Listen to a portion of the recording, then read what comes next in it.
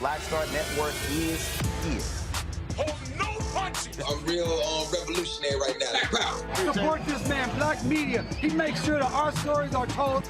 Thank you for being the voice of Black America, Roland. Stay black. I love y'all. All momentum we have now, we have to keep this going. The video looks phenomenal. See, this difference between Black Star Network and Black-owned media and something like CNN. You can't be Black-owned media and be scared. It's time to be smart. Bring your eyeballs home. You dig?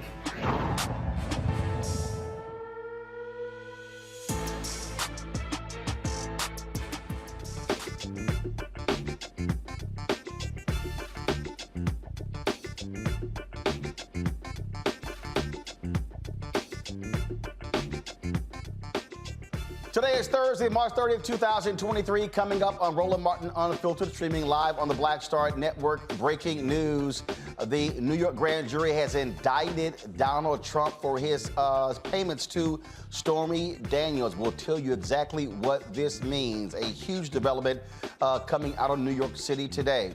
A gun debate is brewing in this country, and one Democratic congressman from New York has had enough. Congressman Jamaal Bowman goes off on Republicans in the well of the House to their face. We'll show you that. We'll also show you protests in Tennessee as parents and students descend on the state capitol to demand gun control after the tragic shooting that left 6 people dead at a private Christian school. So we'll tell you about that as well. In addition, in North Carolina, Republicans have actually passed a bill now saying, you know what, you could go ahead and get a pistol and have to worry about a permit. It goes to show you these people are not pro-life. I keep telling y'all this. NFL is in hot water again, this time for firing longtime NFL Network reporter Jim Trotter Of course, he questioned the last 2 years NFL Commissioner Roger Goodell regarding the lack of diversity at the network. Jim will join us right here on Roland Martin Unfiltered. Vice President Kamala Harris, she toured Tanzania today. We'll explain what she discussed with Tanzania's first female president and the only female head of state on the continent of Africa. Also, March is Brain Injury Awareness Month to bring public attention to an issue affecting millions in the U.S. We'll talk directly with our Thursday panelist, Erica Savage, founder of and host of the Reframe Brain podcast. Folks, a lot to break down. In addition to that, Tennessee State Republicans in Tennessee are trying to fire the entire board of trustees. We'll discuss that as well. Y'all, it's time to bring the funk on Roland Martin Unfiltered on the Black Star Network. Let's go. He's got it. Whatever the miss, he's on it. Whatever it is, he's got the scoop, the fact, the find. And when it breaks, he's right on time and it's rolling. Best believe he's knowing. Putting it down from sports to news to politics. With entertainment just for kicks, he's rolling. It's on go, roll, y'all. It's Roland Martin, rolling with Roland now. He's funk, he's fresh, he's real, the best, you know he's Roland Martin now.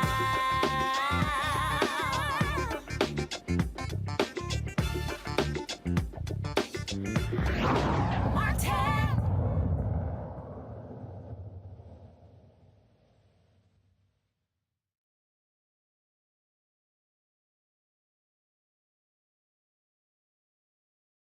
New York grand jury with regards to the Stormy Daniels case. Remember, we've been talking about this for quite some time. He made sure to keep this payment secret. And remember, his own lawyer, Michael Cohen, was the one who spilled the beans. Trump has been predicting for the last week or so that he was going to get indicted and they were going to arrest him. And he was sitting here all mad, upset. Well, it has actually happened. All of the New York media outlets are reporting this development. The grand jury voted today. Now, remember, the grand jury is taking the next month off. And so the decision was made to move forward. Now, it's time for that perp walk. That's right, time for that perp walk for Donald Trump. This is a huge development. He becomes the first, y'all know I don't refer to him as president, but he becomes the first president ever to actually be indicted. This right here is the front page of the New York Times right now. Grand jury votes to indict Trump. And again, it all stems from him paying hush money to the porn star Stormy Daniels. Of course, this is a huge, huge development. And again, Republicans have been defending him left and right, but now they are going to have to try to explain this one. We're going to be talking to some lawyers about this. I'm going to talk to a couple of our panelists right now. Greg Carr, Department of Afro-American Studies at Howard University. Greg is in studio. Erica Savage, host of the Reframe Brain, also with us as well. This obviously is huge news. I also say great news. A lot of people say we're not again, didn't think we're going to see this day. But this is the thing that I keep saying, Greg. The sign above the Supreme Court, etched in stone, equal justice under law. This man has been getting away with things for a very long time. Now he has to pay the piper. Absolutely. I mean, it'll be interesting to see. Is he going to show up for his fingerprinting with all the Secret Service? Hey, congratulations to Brother Alvin to do that. You still got to wait on Fani Willis in Atlanta and the federal indictment. But I guess the question we have is this help him or hurt him?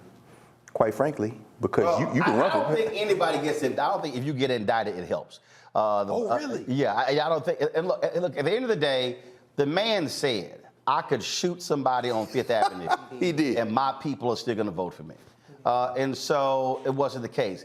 And when I listen to the likes of Bill Maher and Van Jones talk about how he shouldn't get indicted, to me, that's utter bullshit. Because the reality is, it's brothers and sisters every day. No question. Who get indicted for small stuff. This man has subverted the law repeatedly. and has never had to pay the price. Now he has to now face the music, Erica. Absolutely. I mean, we're talking about decades of him subverting the law, to use your language, particularly when we're thinking about when he and his father, Fred Trump, were sued by the Department of Justice under the Nixon administration for really going against one of the three major parts of federal legislation that ensure that people are able to get fair and equitable housing. So here we are, a person who, for all that we pretty much know, bought his seat to assume a presidency, twice impeached, someone who led an insurrection, not 10 years, we're talking about 2 years ago. That's right. So, you know, to know that a booty call is going to cost him a perp walk, I'm here for it. The son of a Klansman has his day. So, and again, when we talk about this indictment, when we talk about the importance of it, Alvin Bragg was criticized early on when they were investigating him for other crimes, and then he pulled back from that. The previous DA That's right. chose to pass that on. And then there were a couple of prosecutors who actually resigned from the office because they felt they had enough to actually prosecute him. Some Greg, have said this is the weakest case, but I still sort of laugh at when people say that, because the reality is this notion, whether something is weak or strong, did you break the law? It's as simple as that. And he doesn't get a pass just because he used to sit in the Oval Office. Well, Roland, you know, I was watching you all's coverage of Orlando Robinson the other night. And, you know, Robinson, when he left this country, and by the way, I love those pictures of y'all down there in St. Kitts, boy, I was like, wish I could have been down there with you. He's like, I left this country because if you don't believe in this country, why do you think I would believe it? George Washington had us enslaved. I can't believe it any harder than he can. I'm leaving. In this case, sure, Stephanie Clifford, it wasn't even the sex. It's the fact that you lied about it. Yes, he technically broke the law. But if Trump is indicted, even if he's convicted, he could still run for president. In other words, what you said is true. His supporters are not going to leave him, and the real test will be whether they believe in the rule of law, and we know that they don't. So of course not. First of all, they don't believe in the rule of law because we saw with January 6th. Exactly. So, so they absolutely what you wrote about. Don't believe in the rule of law. That's right. You know, and so I think, you know, again, people just have to understand what's at play here, and I just love all the excuse making. Yeah. I mean, ever since he posted last week that they were going to indict him, I mean, the excuses have been coming left and right, fast and furious from Republicans, and I've just been sitting there cracking up, just watching them just make up all sort of different excuses, Erica, as to why he shouldn't. No, this is wrong. It's unfair. Oh, he's being targeted.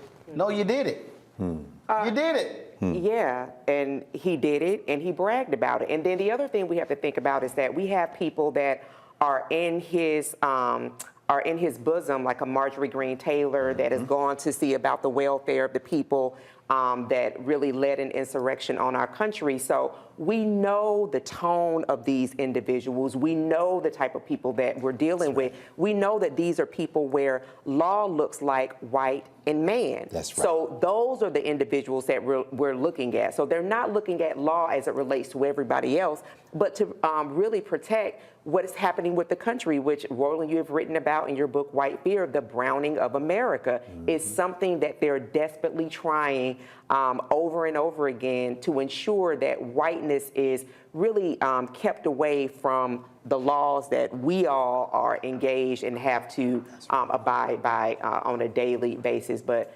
Trump is really getting his day that he's been overdue for quite some time. This is a live look here of the the Manhattan District Attorney's Office.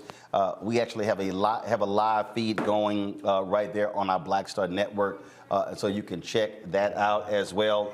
And so we will let you know if anything happens from DA Alvin Bragg. Got to go to break. We come back. We'll talk to legal experts about this. What does it mean? The importance of it. You're watching Roland Martin Unfiltered on the Black Star Network. If you're watching on YouTube, hit that like button. Also, folks, be sure to download our Black Star Network app. Apple phone, Android phone, Apple TV, Android TV, Roku, Amazon Fire TV, Xbox One, Samsung Smart TV. Also, support us in what we do by joining our Bring the Funk fan club. Send check and money orders to P.O. Box 57196. Washington, D.C., 20037-0196. Cash App, $RM Unfiltered. PayPal, R Martin Unfiltered. Venmo is RM Unfiltered. Zelle, Roland@RolandSMartin.com. Roland@RolandMartinUnfiltered.com. Don't forget our 24-hour, 7-day-a-week live channel is streaming now on Amazon News. If you go to Amazon Fire, click Amazon News. You can watch our 24/7 channel. In addition, if you have Alexa, you can say, Alexa, play news from Black Star Network, and you can hear that audio. All right, folks, we'll be right back in a moment. Hatred on the streets, a horrific scene, a white nationalist rally that descended into deadly violence. White people are losing their damn minds. As an angry pro-Trump mob storms the U.S. Capitol, we've seen shooting. We're about to see the rise of what I call white minority resistance.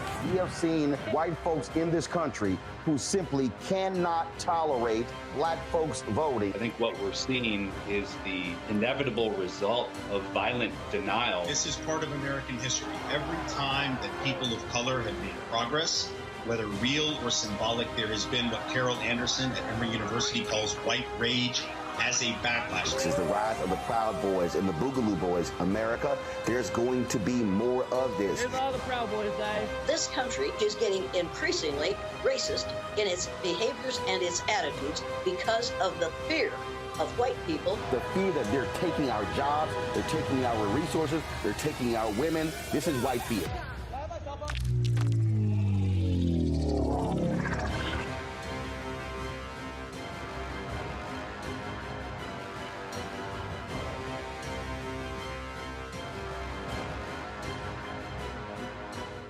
I'm Deborah Owens, America's Wealth Coach, and my new show, Get Wealthy, focuses on the things that your financial advisor and bank isn't telling you, but you absolutely need to know.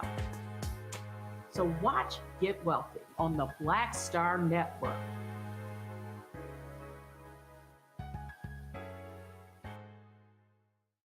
Hey, I'm Deion Cole from Blackish. Hey, I'm Arnez J. Black TV does matter, dang it. Hey, what's up, y'all? It's your boy Jacob Lattimore, and you're now watching Roland Martin right now. Stay woke.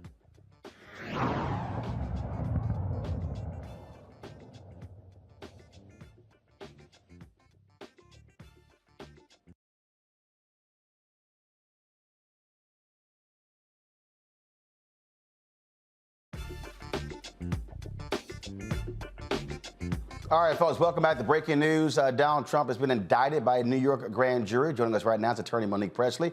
Monique, your thoughts on this development out of New York City? Don't have your audio.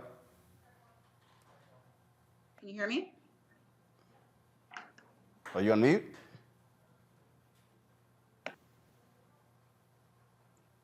I don't think so. Can you hear me now?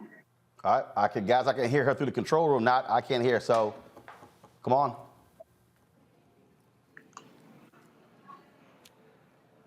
All right, Monique, go ahead. Oh, okay. Am I good now?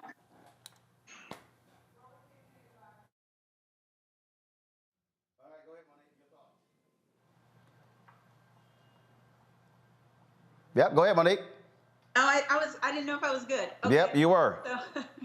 So I guess the short of it for me is this is like everything else with Donald Trump, unprecedented, right? It's something we've never seen before, but it's certainly necessary.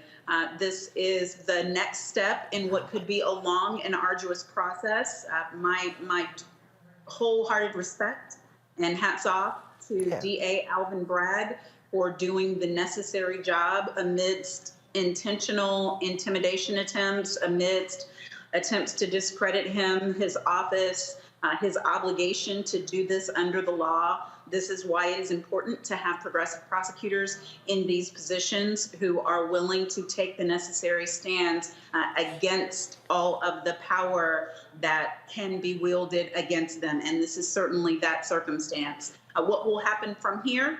Nobody knows. That we don't have the specific charges yet. I believe that he may charge in the alternative, so we may see more rather than less. It might not be a very simple indictment, but but this is a good and necessary step. And all of the talk about it coming out of order or it being the hardest case or perhaps he should have stood down on this one, that's all trash.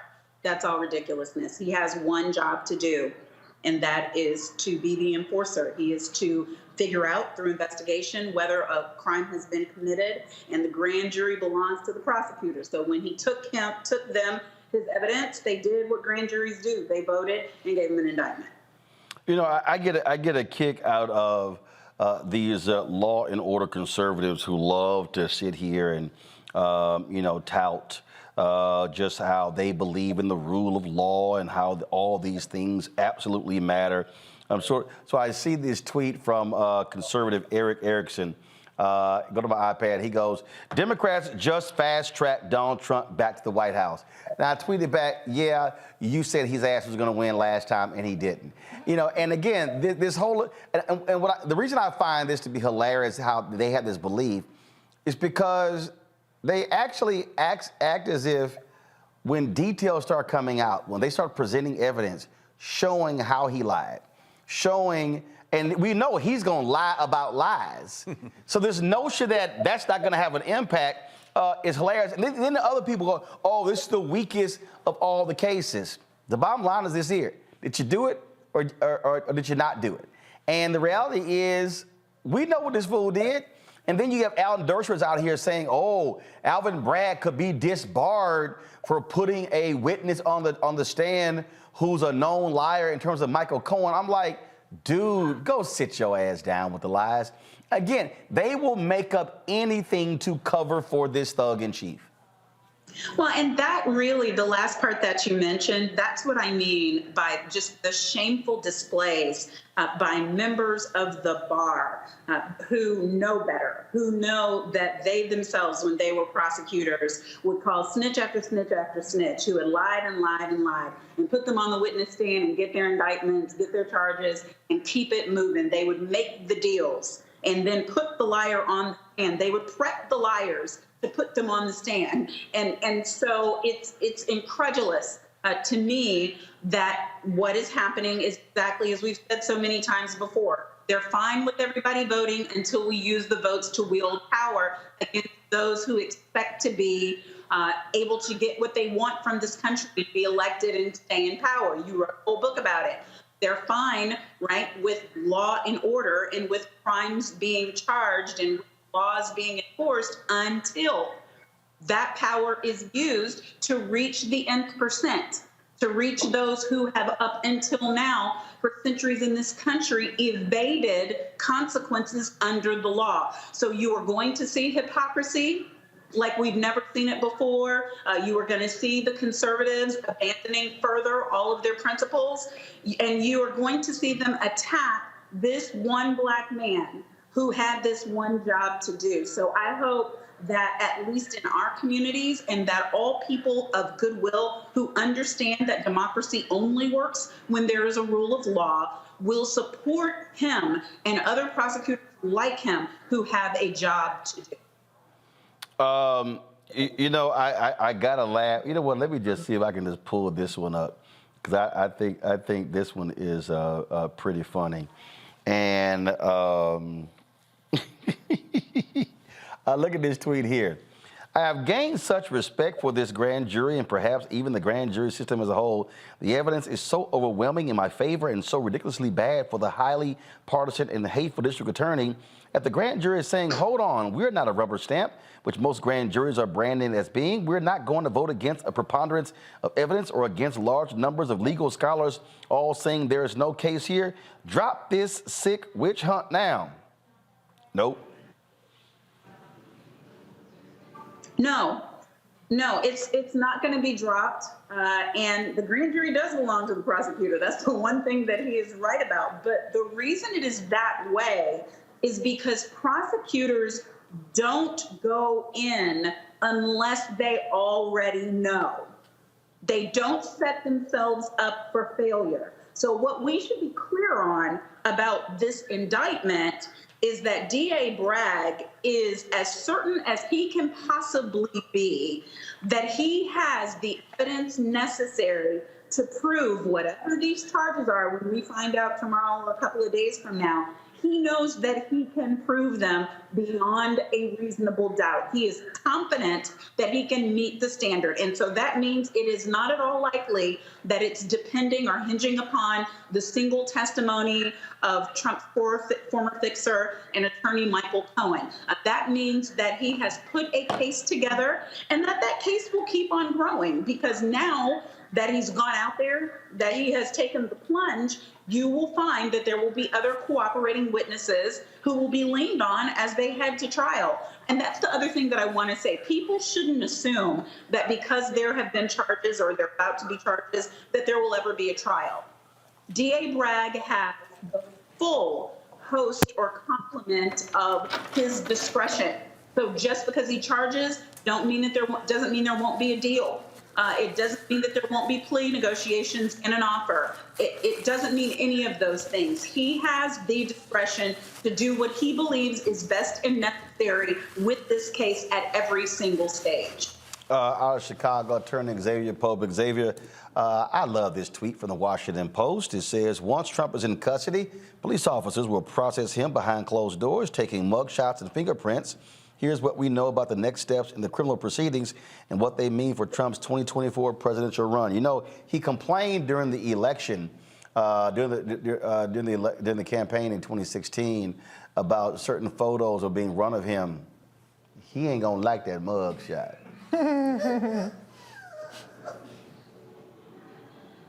Xavier, I think you there? Yeah, I'm here. Now we got you. Go ahead. I think you'll like the mugshot though, Roland. Oh no! You know, I will. Matter of fact, I might print that sumbitch out and put it on the wall here in the office. I got a George W. Bush photo here, autographed by him. I got a couple of shots. A shot of Hillary, the art piece of Obama. Yeah, I might print that sucker out and put it on the wall. I ain't gonna frame it. I probably tack it. There's a lot of people, Roland, and I'm not mad at you, but there's a lot of people who have wanted this former president to be held accountable for his criminality, his corruption, and usurping the law for his own benefit, for his own political and financial gain. And I think that this potentially starts the process where now the door and the floodgates have opened for this former president to actually be held accountable. And so I think that this is something that the country needs to have happen, so that you are not above the law.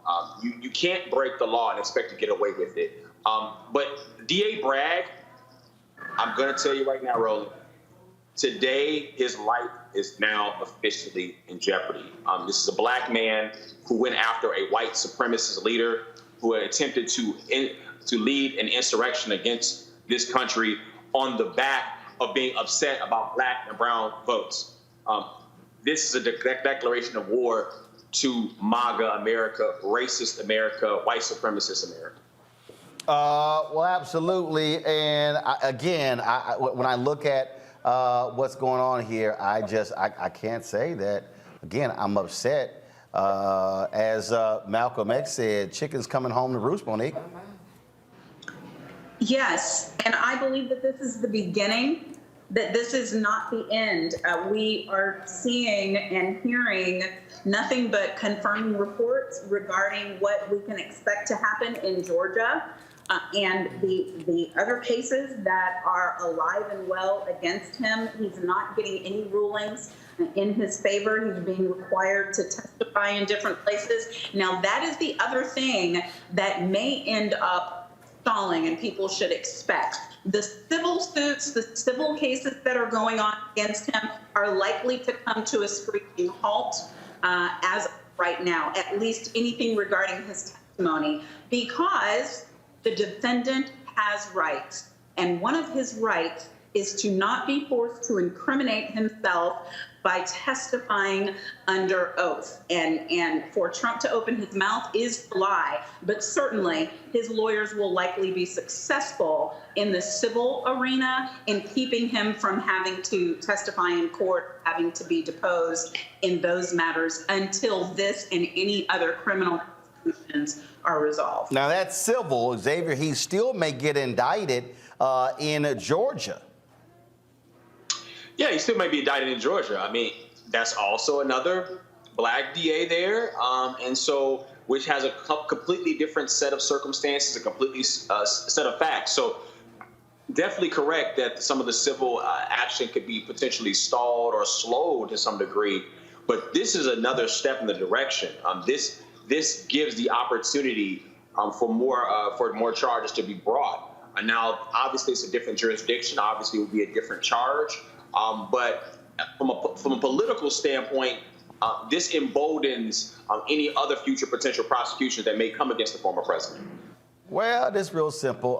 Reese Colwood joins us, founder of Black Men Views. Reese, I guess, maybe I'm just thinking Tony. It feels good. Hey, yeah. Hey, lock his ass up. Hey, lock his ass up. You're going to jail. You're going to jail. Okay, maybe not. Have that moment to celebrate. I'm sure, Erica, I probably miss you calling him the son of a Klansman. Oh yeah, she had to cover that. So I think you had a little juju out there in the atmosphere. You had to go to the bank. But listen, Trump, it's his day in court, and I've been saying he has been unindicted co-conspirator #1 in SDNY for years now. So any notion that he was somehow untouchable or that there wasn't a case has already been disproven by the fact that Michael Cohen pled guilty, sat in jail, was not pardoned by his co-conspirator.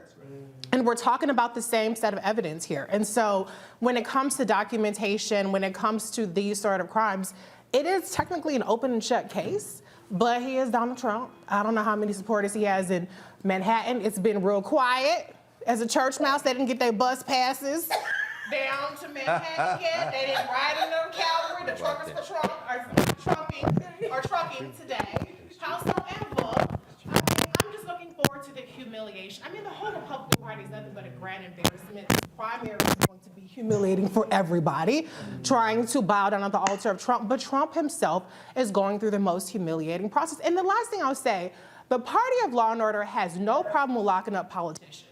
They had no problem with Andrew Gillum getting indicted for Hamilton tickets, trips to Jamaica. How many Baltimore mayors have ended up in jail? Wait, hold on. A Baltimore mayor that was forced to resign for using gift cards. Okay, and also Marilyn Mosby's 401k.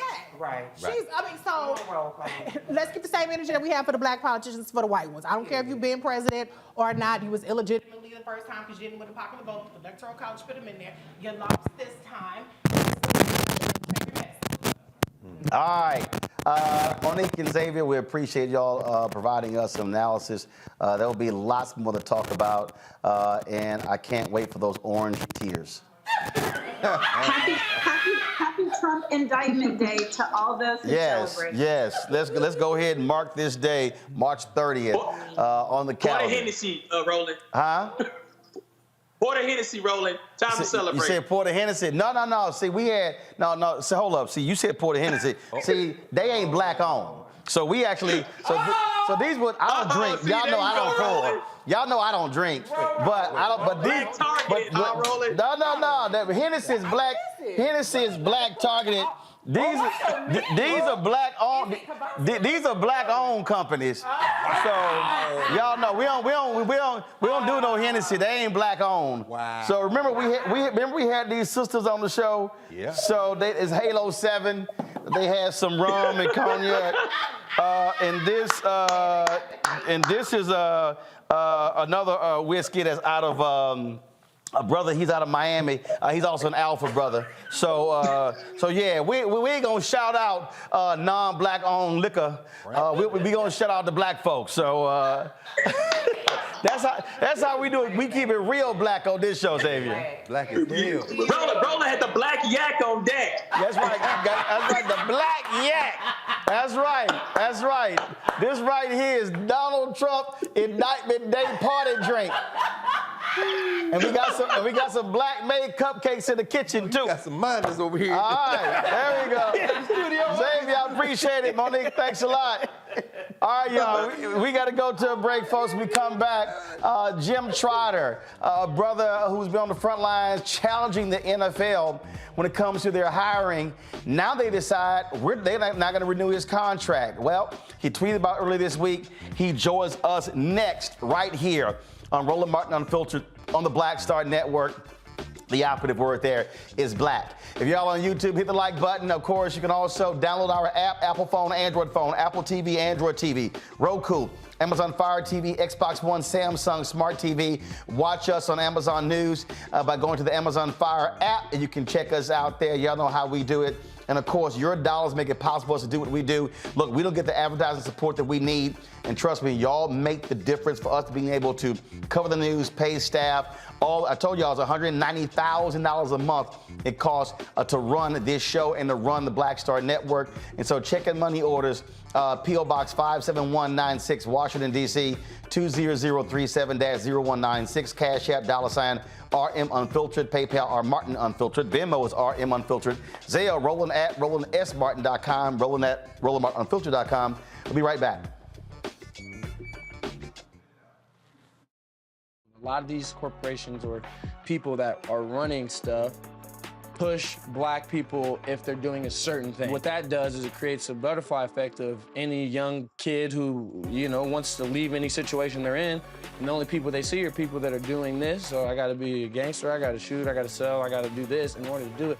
And it just becomes a cycle. But when someone comes around and is making we don't, they don't want to push it or put money into it. So that's definitely something I'm trying to fix too, is just show there's other avenues. You don't got to be a rapper, you don't got to be a ball player. You can be a country singer, you can be an opera singer, you can be a damn whatever, showing the different avenues. And that is possible, and it's hard for people to realize it's possible until someone does it.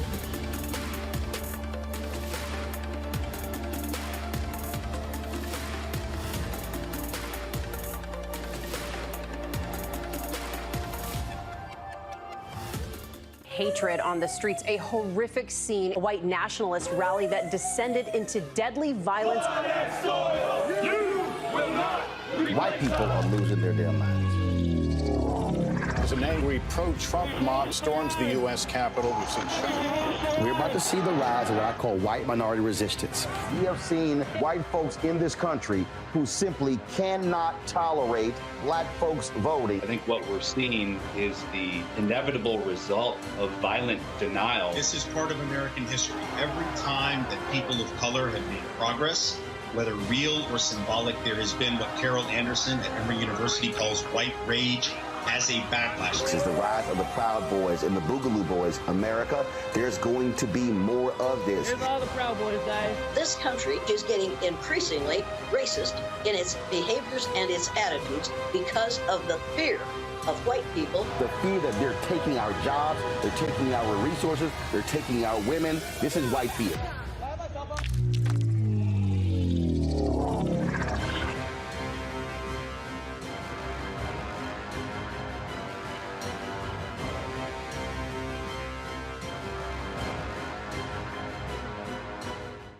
When you talk about blackness and what happens in black culture, we're about covering these things that matter to us, speaking to our issues and concerns. This is a genuine people-powered movement. There's a lot of stuff that we're not getting. You get it, and you spread the word. We wish to plead our own cause. Too long have others spoken for us. We cannot tell our own story if we can't pay for it. This is about covering us. Invest in black-owned media. Your dollars matter. We don't have to keep asking them to cover our stuff. So please support us in what we do, folks. We want to hit 2,000 people, $50 this month, raise $100,000. We're behind 100,000, so we want to hit that. Y'all money makes this possible. Check some money orders. Go to P.O. Box 57196, Washington, D.C., 20037-0196. The Cash App is $RM Unfiltered. PayPal is R Martin Unfiltered. Venmo is RM Unfiltered. Zelle is Roland at RolandSMartin.com. Coming up on the next Black Table, a conversation with Professor Howard W. French on his new book, Born in Blackness, covering 600 years of global African history and helping us understand how the world we know today is a gift from black people. There could have been no West without Africa and Africa. That's on the next Black Table with me, Greg Carr, only on the Black Star Network. Pull up a chair, take your seat at the Black Table with me, Dr. Greg Carr, here on the Black Star Network. Every week, we'll take a deeper dive into the world we're living in. Join the conversation only on the Black Star Network. Hi, I'm Dr. Jackie Hood Martin, and I have a question for you. Ever feel as if your life is teetering and the weight and pressure of the world is consistently on your shoulders? Well, let me tell you, living a balanced life isn't easy. Join me each Tuesday on Black Star Network for A Balanced Life with Dr. Jackie. We'll laugh together, cry together, pull ourselves together, and cheer each other on. So join me for new shows each Tuesday on Black Star Network, A Balanced Life with Dr. Jackie.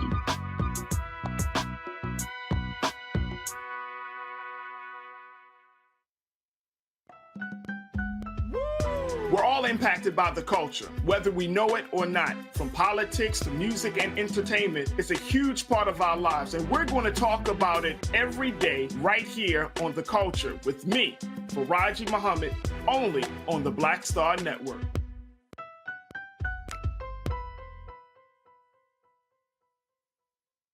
I'm Deborah Owens, America's Wealth Coach, and my new show, Get Wealthy, focuses on the things that your financial advisor and bank isn't telling you, but you absolutely need to know. So watch Get Wealthy on the Black Star Network.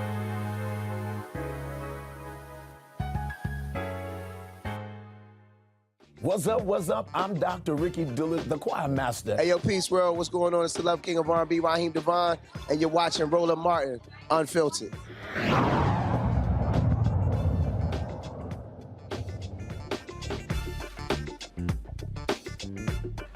All right, y'all. Last year, Jim Trotter asked this question to NFL Commissioner Roger Goodell while the other media was there asking about all kind of other stuff. Jim chose to use his time to ask this. Also for you, and since they're not here, I'll ask you, as I always say. In your initial statement, the league's initial statement, it said that diversity, equity, and inclusion were core principles of the NFL. And I need to provide some context before I can ask you about that statement. In the 100-plus year history of this league, 24 of 32 franchises have either had one black head coach or no black head coaches. And to make sure I get the names right, I'll read them off here. We've got the Bills, the Commanders, the Cowboys, the Falcons, the Giants, the Jaguars, the Panthers, the Patriots, the Rams, the Ravens, the Saints, the Seahawks, the Titans, who have never had a black head coach. That's nearly half the league. Majority black owner. There's only been one black club president. We look at the GMs, now we're up to 7. 5 of those were hired in the last 12 months. We're now at 3 black head coaches, 2 of whom were hired after Brian Flores filed his lawsuit. So it's easy to focus on the owners here, but I want to put of the top 11 executives there are only 2 people of color. When we look at NFL Media Group, where I work, there is not one black person at the senior level in the newsroom who makes decisions about a league whose player population is 70% black. So as a member of the media group and as a black man, I ask, why does the NFL and its owners have such a difficult time at the highest level positions? Yeah, Jim, listen. So that was the question. So that was a question Jim asked last year. Well, Roger Goodell promised that they would improve. Well, this is this year's Super Bowl. Hey, Roger. Jim Trotter, NFL Media. You and other league officials have said that the league's commitment to diversity, equity, and inclusion extend beyond the sidelines and beyond the front offices and is applied to all aspects of the company. I've worked in NFL media for 5 years. During those 5 years, we have never had a black person in senior management in our newsroom. That's a problem because we cover a league who, according to league data, the player population is 60 to 70% black, which means that there is no one who looks like these players at the table when decisions are being made about how they are covered. more concerning is that for a year plus now, we have never had a full-time black employee on the news desk, which again is a problem because we cover a league whose player population is 60 to 70% black according to league data. I asked you about these things last year, and what you told me is that the league had fallen short and you were going to review all of your policies and practices to try and improve this. And yet a year later, nothing has changed. You know, James Baldwin once said that I can't believe what you say because I see what you do. And so I would ask you as an employee, when are we in the newsroom going to have a black person in senior management, and when will we have a full-time black employee on the news desk? Well, Jim, I am not in charge of the newsroom, Now, Goodell says, I'm not in charge of the newsroom, but you're the commissioner and the league owns the network, so you actually are in charge of the newsroom, Roger. Joining us right now, Howard University graduate Jim Trotter. Jim, glad to have you here on the show. So you've been in the NFL Network 5 years. This decision is made. You had a hugely popular podcast with the network, made them money. And then you out there asking... That they didn't want to pay us for. Huh? That they didn't want to pay us for. Right. They're making them money, but they want to pay you and Sam Weiss for. Steve Weiss. Sorry, Steve Weiss. Sam Weiss was the NFL head coach. So were you caught by surprise by this decision of being laid off? No, Roland, you know this. When you understand who you're dealing with, it's easy to anticipate their moves. And so I knew when I started asking the commissioner about this publicly, and what people don't know is that I had been asking this question internally in the newsroom for 2 years as well. I always knew this was a possibility. And so when it came to pass that they said they weren't going to renew my contract, I wasn't caught off guard. I was disappointed from the standpoint that what they had said internally for the past 2 years is hold our feet to the fire as it relates to diversity, equity, and inclusion. And so I tried to do that. And every time I challenged them on this, I would not get answers. I would get what you heard from the commissioner. And so when he says he doesn't manage the newsroom, technically he's right. Directly, he doesn't. But indirectly, he does from this standpoint, as you pointed out. New York, the league office, sets our budget in the newsroom. It sets our head count in the newsroom. The manager of the newsroom has to report to the people in New York and has to report the diversity numbers. So if this was a point of concern about the league, the commissioner would know about this and something would be done about it, but they have not done anything about it. Think about this again, and this is really important.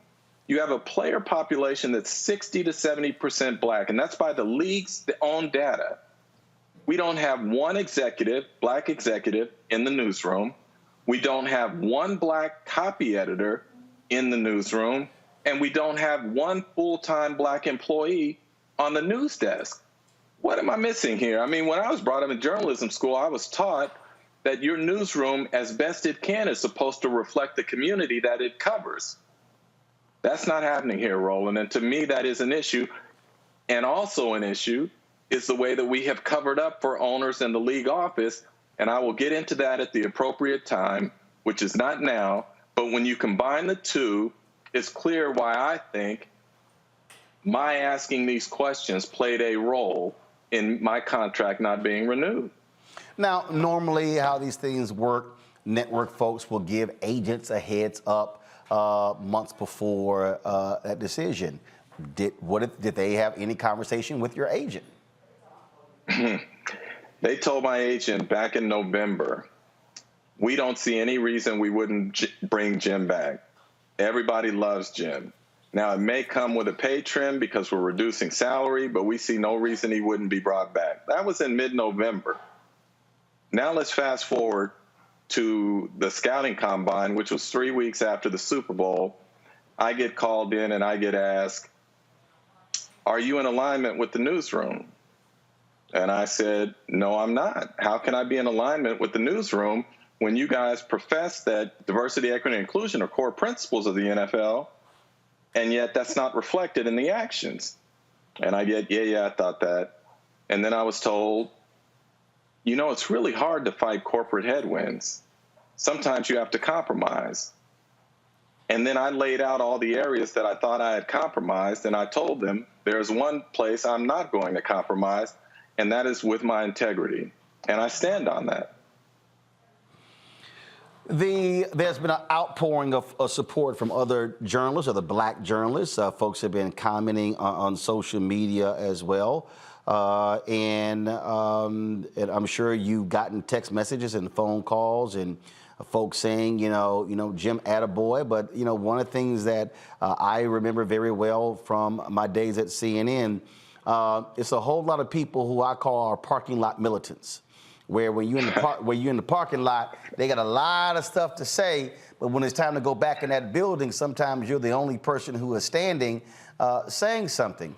And clearly you knew when you were asking these questions publicly that was going to be a price to pay. I absolutely understand that, been there, done that. And what people don't understand is for people they have to realize that there is a price to pay. When you have that personal integrity, when an issue is that important. Yeah, absolutely, Roland. Look, my feeling on this is that, and I've said, I'm never going to stop fighting for representation, and I'm never going to stop fighting for journalism, which means holding the people in power accountable. So if it means that it was going to cost me my job here, that's fine. I'll find another job. But I'm not going to compromise in that way as if to say it's okay that these players don't have any representation when it comes to how they are covered and who covers them. And the sad part to me is, like, there are folks in the newsroom. My immediate supervisor asked one of my colleagues, why does Jim keep focusing on this? As if he doesn't understand, again, why this is so important. And I don't know how to respond to that other than to say, I'm going to keep fighting this fight. And I'm going to keep bringing it up. I'll tell you a story. We have, every summer, the NFL Media Group has what it calls a talent summit, media summit. They bring all the talent out to L.A., right? So for a day and a half of meetings. So we get in a breakout session, a private session, and the head of the network is there, and he tells us, this conversation is off the record, meaning you guys can ask whatever you want, I'll give you the answer. So I asked him, I said, I just listened to you up on the stage talk about how we have made progress as it relates to DEI. And I said, up on the stage with you was 3 or 4 other white men. I said, there was no one who looked like me. So how am I to believe that we have made progress as it relates to DEI? And then I said to him, I said, we don't even have a full-time black employee on the news desk. And he said to me, yes, we do. And I said, no, we don't. He said, I walk through the newsroom every day. I see them. Yes, we do. And I said, give me one name. Give me one name and I'll drop it. And his response to me was, well, I can't think of one right now, but I will get back to you. That was last June. Do you think he ever got back to me? No, because there isn't one. As if you didn't know the answer to the question you raised. It's like reporters still report outside and inside. Jim, hold tight 1 second. I got to go to break. We're going to pick this back up. We come back right here on Roland Martin Unfiltered on the Black Star Network. Back in a moment. Hatred on the streets, a horrific scene, a white nationalist rally that descended into deadly violence. White people are losing their damn minds. As an angry pro-Trump mob storms the U.S. Capitol, we've seen shooting. We're about to see the rise of what I call white minority resistance. We have seen white folks in this country who simply cannot tolerate black folks voting. I think what we're seeing is the inevitable result of violent denial. This is part of American history. Every time that people of color have made progress, whether real or symbolic, there has been what Carol Anderson at Emory University calls white rage as a backlash. This is the rise of the Proud Boys and the Boogaloo Boys. America, there's going to be more of this. Here's all the Proud Boys, guys. This country is getting increasingly racist in its behaviors and its attitudes because of the fear of white people. The fear that they're taking our jobs, they're taking our resources, they're taking our women. This is white fear.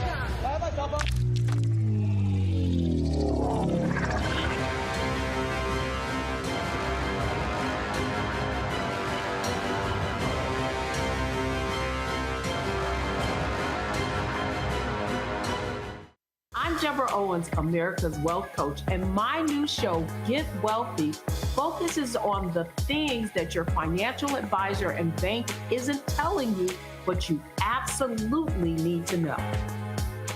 So watch Get Wealthy on the Black Star Network.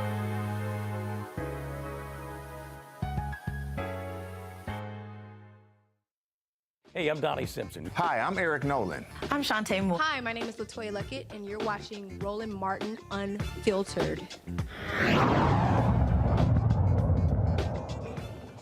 All right, folks, welcome back. Roland Martin Unfiltered right here on the Black Star Network. We're talking with Jim Trotter with the NFL Network. Has really been challenging them on these issues. Here's one of the things, Jim, I've said to people all the time. DEI is bullshit. And frankly, look, when 75% of the DEI jobs are white people, and you would think that, and that's at least the one job you might find some people of color, it goes to show you. And what it does is it makes them feel good. All of these companies, they put out these wonderful statements and they put Instagram posts and social media posts. But someone said something yesterday that budgets. Can I before you get to that, can I make a point on that? Go ahead. So that conversation I had with the top executive at the network, when it was over, or in the room during that conversation, was an executive from New York, from the league office. Hans Schroeder was there. And when it was over, I went up to Hans Schroeder and I said to him, I don't like asking these questions. I said, but they have to be asked. And I said, I believe that the NFL has a social contract with a public that supports it as the most popular sport in this country to do the right thing and to be a beacon for change. And I said, the other thing that bothers me in this situation is you guys keep touting your DEI numbers, your diversity numbers. And I said, you guys, that is disingenuous from this standpoint. You include whites and white women in there, and you say that that's a diverse group. I want to know about black people. And so specifically now what I would say to the NFL is, if you feel comfortable talking about all the progress that you have made as it relates to diversity, equity, and inclusion, show me the breakdown by demographic groups of your promotion and retention rate. Because as I understand it, and you can clear this up and say I'm wrong, as I understand it, we blacks are at the bottom or near the bottom. So show me your retention and promotion rates over the last few years, and then let's have a conversation about how important black people are to you. And his response? No. That part I didn't say to him about the promotion and retention. I'm saying that to them now. That part of it. Well, show me that now. Well, I can tell you this here because I've been a part of the conversations. Of course, I'm a 3-time board member of the National Association of Black Journalists, life member as well. We have already reached out to the NFL Network with regards to what took place with you. There's going to be a phone call tomorrow. There's going to be a follow-up meeting. I will be a participant in that meeting. And so I can guarantee you, if they thought sitting across the table from you made them a little uneasy. And here's, Roland. Trust me, what's going to happen when I'm sitting across that table. No, and I know. But here's the other thing that's the dirty little trick that they play. So after I announced that I was not being brought back, then they start sending out background information to media members, right? Don't quote us, but here's background information you have. And they're so simple not to think that I know these people and these people are going to give me this information. Right. And so one of them at the end of it, which was so telling, it was sort of oh, by the way, Jim's immediate supervisor is a person of color, which is why I said to people, be smart here. When people say person of color to you, ask them specifically about black people. Right. Because my immediate supervisor is not black, because we don't have anyone above me in the newsroom who is black. And that's why I remember it was a few years ago, we were going after CNN on something, and one of the members suggested that we not be aggressive in going into the meeting and demanding they hire black journalists. They said hire minority journalists. I said, yo, the B in NABJ is black. Roland walking in demanding black people. I said, now, if the Asian American journalists and the Hispanic journalists and Native American journalists, they want to have their own meeting, they can do that. I said, what I'm not going to do is advocate for them to hire minorities, and they go hire some non-black people, then they go, see, we hire some minorities. I'm like, no, that's not going to fly. It ain't going to fly at all. Reese, you got a question? Yeah, thank you, Mr. Trotter. My question is, do the athletes have any kind of unexercised leverage in this situation to demand, interviews from Black journalists, to demand more representation in that arena? Sounds like you've been pushing it, but I haven't heard as much from the NFL players. No, look, the reality is that the players can't even come together for their own good. Like, we hear players complaining about not having guaranteed contracts. Well, if players ever got together and said to the owners, we ain't signing any extensions unless we get guaranteed deals, I have a feeling the landscape would change and you would get that. So me personally, I was not expecting players to step up on this behalf. I am advocating and fighting for them, whether they realize it or not, to say, for you to be covered fairly and justly, you need to have some people who share your cultural and life experiences at that decision-making table to make sure that you are covered fairly, whether they realize it or not. Erica? Mr. Trotter, thank you for all of your work. My question is specifically, can you talk to us to share what does it mean, and you've said it several different ways, but can you talk about what is the impact of not having a Black journalist in the newsroom? What are some of the things that you're able to capture that someone who is not specifically a Black journalist able to capture in that specific space? No, it's a good question. It's pretty obvious. When you share certain life experiences with people, let's look at it this way, right? The focus, like what Colin Kaepernick was fighting against, police brutality against people of color. White folks have never experienced that to the extent that we have as Black people. And so when we talk about how to cover that story, they see it differently than we do. And I will give you an example of that. When Colin first sat down and Steve Weiss broke the story that he was demonstrating against the anthem, I live in San Diego. The 49ers were playing in San Diego that following week, and ESPN, where I was working, assigned me to cover that game. And before the game, I'm doing a hit for SportsCenter. And the anchor back in Bristol, Connecticut is framing the question in such a way that Colin is being disrespectful to the flag and to the military and all of these other groups. And as I'm listening to it, I said to myself, am I going to let him create this narrative, or am I going to step up and say, no, that's not what he's demonstrating against? And so because of my life experiences, I took the other tack and said, no, this is what he is demonstrating against. So that's my point to you. White folks probably saw that situation a lot differently than we as Black people saw that. And the fact that we could be at the table to say, have you considered looking at this story this way, makes it so important for Colin Kaepernick and for Black players. And again, with 60 to 7% of the league being Black, I think it's important that they have representation at the table. Great. Thank you, Roland. And thank you, Brother Trotter. You were trained by some of the giants. I think about the great Sam Yet, who, of course, Tennessee State University. And Dr. Lee Thornton. No question. And Dr. Lee Thornton. No question. These brothers and sisters who fought these battles in these newsrooms in the 60s and 70s. You know, the article that Sports Illustrated did covering this moment, I know they opened that article by saying that this might demonstrate the limits of media when it comes to confronting figures of power. How do you assess what is going on right now in your experience against the long arc of Black struggles to break this up? I mean, what are the limits of media, and how important even is spaces we control, whether it be your podcast or Black Star Network, to kind of counter some of this? I think it's just, are you willing to fight? It really is that simple for me. Are you willing to stand up and fight? Really? It's just that simple to me. So if you're just going to go along to get along, we're never going to make change. But I have said to even players about some of the things they're fighting for, and Black coaches, I have said to them about what they are fighting for in terms of representation as head coaches, that there is not progress without sacrifice.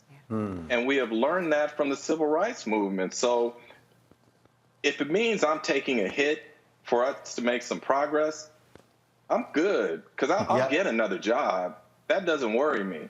But if what is happening now in terms of Roland meeting with the network, or NABJ meeting with the network, or others exposing what's going on, leads to us having representation in that newsroom, I'm good. And believe me, I will sleep fine and comfortably because of that. Jim Trotter, man, always appreciate it. I can, you know how I roll. And I can guarantee you, when we sit across that table, it's gonna be straight, no chaser, and folk can't come with the people of color stuff. I'm like, no, I done seen that movie way too many times. And so we appreciate your work. Let us know where you're headed next. And you always got a place to come here and chat. I appreciate you, brother. I appreciate all the work that you do, sincerely. Jim, thanks a lot. Thanks, Roland. All right, folks, got to go to a break. We come back. We're going to talk more about, again, Jim said sacrifice and what we have to be willing to do. Yesterday, I mentioned the Clorox company, the amount of money that black people spend on their products, and they got to answer some questions. How much are you spending with black people? I'm going to rope these two things together to unpack for our audience. You're watching Roland Martin Unfiltered on the Black Star Network. Pull up a chair, take your seat. The Black Tape with me, Dr. Greg Carr, here on the Black Star Network. Every week, we'll take a deeper dive into the world we're living in. Join the conversation only on the Black Star Network.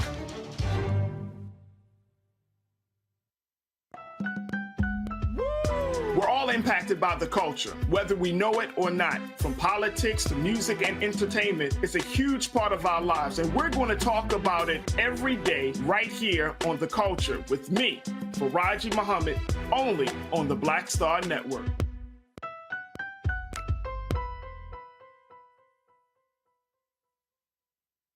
On the next, A Balanced Life with me, Dr. Jackie, Re-Entry Anxiety.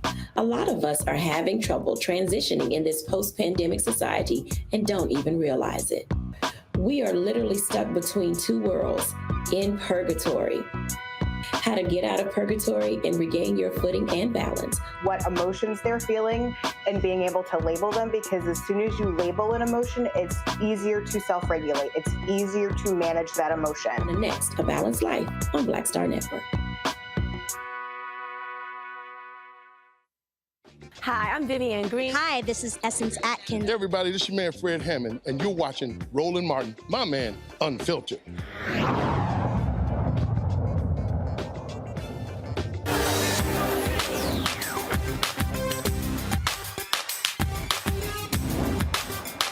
Being frozen out. Facing an extinction level event. We don't fight this fight right now, you're not going to have black on you. All right, folks, as y'all see, it's not just our panel in studio. Dr. Julianne Malveaux has her class at University of California. Is it Northridge in Los Angeles? Is that what it is? That's y'all. Y'all can talk. Y'all ain't gonna get in trouble. All right, it's all good. So they're hanging out in the studio today, and don't worry about it, y'all. I'm gonna make all of them pay a fee leaving to join the fan club. Hey, come on, that's right. Them damn chairs over there ain't free. All right, we're talking about again this media battle and. Y'all, I've been walking y'all through this, and I've been explaining to people why these things matter. It's a question of who controls the narrative. And what we have to understand is that mainstream white media, it's about power control. And so what happens is way too many of us get excited about who's in front of the camera. We sit here and we see a Robin Roberts. Right now, CNN is talking about doing a weekly show with Gayle King and Charles Barkley, and we see the numbers being thrown around, and we see these things. But what I keep trying to explain to people is about power. When I was in the 10th grade of my high school, Jack Case High School, Magnet School for Communications, the first semester, Mary Waits would not let us walk into the studio. We had to learn glossary terms first. And I'll never forget when we the second semester, the first day, she unlocks the door, and all the students rush to the set. And so I'm watching all of them rush to the set, and I turn to her, she's to my right, I said, where does a person sit who tell them what to do? And she says, well, they sit over there in the control room. I said, well, I'll be in the control room. See, I understood then what power Power is not the person sitting in front of the camera. Power is the person who's actually behind the camera. Now, and I had one of my staffers at TV One who was desperate to be on air, and she really could have been a fantastic executive producer. And she came to me and she says, yeah, but you on air. I said, no, boo, you got that confused. I said, I'm host and managing editor. I said, if I didn't have the managing editor part and I was just the host, I wouldn't want the job. I said, because the power is in controlling the content. And what we have to understand is that's what we're dealing with here. And so when Jim is talking about this battle with the NFL Network, they know exactly what they are doing. But it's not just, folks, in media. It's also beyond media. It's also economics. When we talk about these companies, when we are waging this battle for black-owned media dollars, we have to understand this fight is not just black-owned media dollars. It's for black folks, period. When you look at the millions and billions being spent right now on professional services when it comes to law firms and accounting firms and engineering firms and all this in these companies, we're being frozen out. So yesterday I talked about the Clorox company, how my salespeople have been trying to reach them. And for y'all to understand something, when y'all hear the Clorox company, go to my iPad. These literally are the products of that company. And I want y'all to see if y'all use any of these products. You see Clorox, but you see Pine Sol, you see SOS, you see Kingsford Charcoal, you see, again, Hidden Valley Ranch. Yeah, all y'all eating them chicken wings, I know what that is. I mean, so I want y'all to understand, this here is a multi-billion-dollar company. And they got a brother who sits on the board, Christopher Williams. I sent him a text last night, haven't heard back. I sent a text message, email on LinkedIn to their chief diversity officer and their chief marketing officer. Neither one have gotten back to me. Y'all know I'm gonna be calling all three of them directly. But the reason I'm walking y'all through this is that the only way this stuff changes for black folks is when we understand you got to follow the money. I've said on the before, this book right here, Martin Depp's book, Operation Breadbasket. This is what changed economics for black folks in Chicago. And I was reading last night when they went after the A&P grocery store, but I want y'all to understand why I also keep saying our civil rights groups have got to stop negotiating only for donations to them. When they negotiated the deal with A&P, this is what they actually got. A&P agreed to continue all service contracts in consultation with Breadbasket, ensure black building contractors and open bidding process, advertise with black-owned agencies, market the products of black producers and suppliers at all 160 stores, maintain substantial balances in Seaway and Independence banks, black banks, hire a black executive as a liaison with black businesses, and establish an A&P advisor group to counsel black business owners. Folks, what we're talking about here is money. And so when we're talking about what the battle is, I get the folks who are fighting for reparations. This is billions of dollars being spent right now. And y'all are out there using all these Clorox products. Our research shows that 35% of the people who buy their products are black. So why aren't we asking what's the return on our investment? Rishi, that's really what Jim is talking about when he's saying 67% black folks.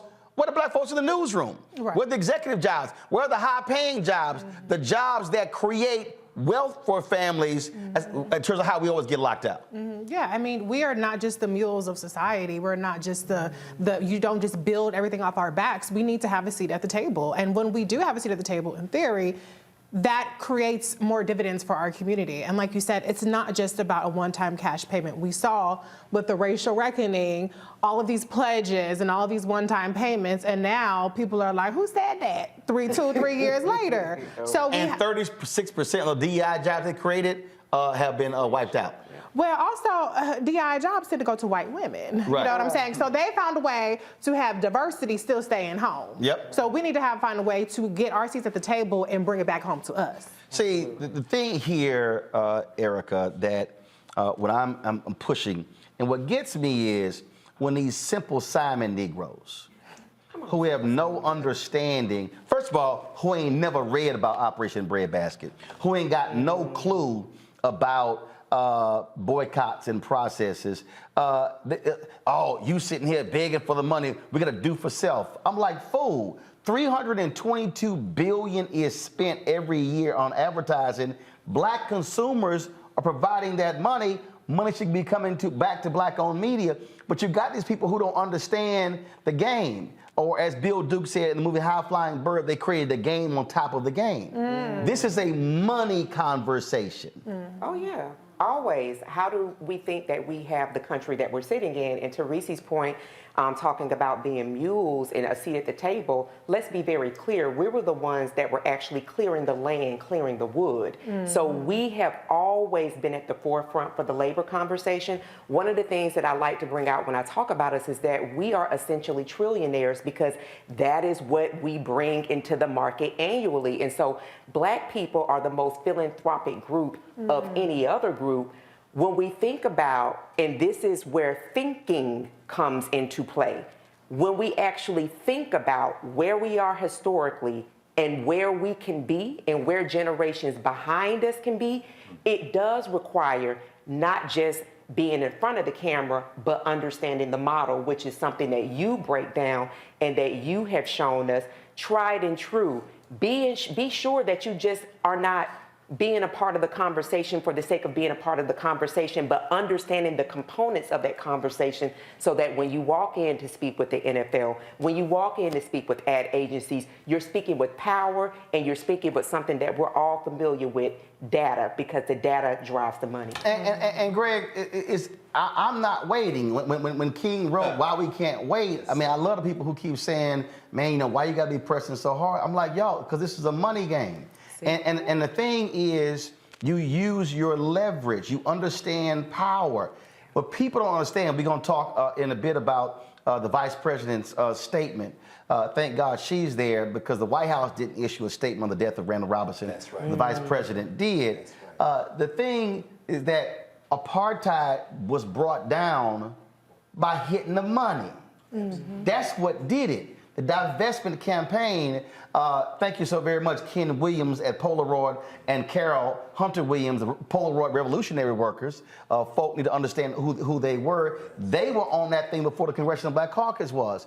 And so we have to understand that when we walk into the room, what Reverend Jackson did with Operation Breadbasket, they would launch Don't Buy. And when they said don't buy and don't shop, Black folks didn't buy, didn't shop. They brought A&P to their knees. They brought multiple companies to their knees because they broke their backs economically. That's what Montgomery was about. What you can't have is I had some sister on my Instagram page literally say, well, I ain't gonna stop using Clorox. I'm like, dumbass. I said, you the perfect person who I'm talking about. You are precisely why we can't get paid because you love the product so much, don't even realize you simply are a sharecropper. No question. You know, we're from the South, so you know every blend of brief is Clorox. Just like every copy is Xerox. We brand loyal. We don't even know if I'm looking for Clorox. But you know, listening again to Brother Trotter, no Sam Yet, no Jim Trotter. But Sam Yet had a robust Black press. No Sam Lacey. Eric and I were sitting here talking about Bill Rhoden. No Sam Lacey, no Bill Rhoden. Hold tight 1 second. Something wrong with Greg's mic. See, the mic is not on. Oh, okay. It must have failed. That's how I put it up here. So, Bill, no, as we were saying, Eric and I were talking, no Sam Lacey at the Afro of Baltimore, no Bill Rhoden for the New York Times. You know, you came out of a Black high school that trained you well and then went into the Black press and the white press. You ran a Chicago Defender. Things done changed, as Biggie would say.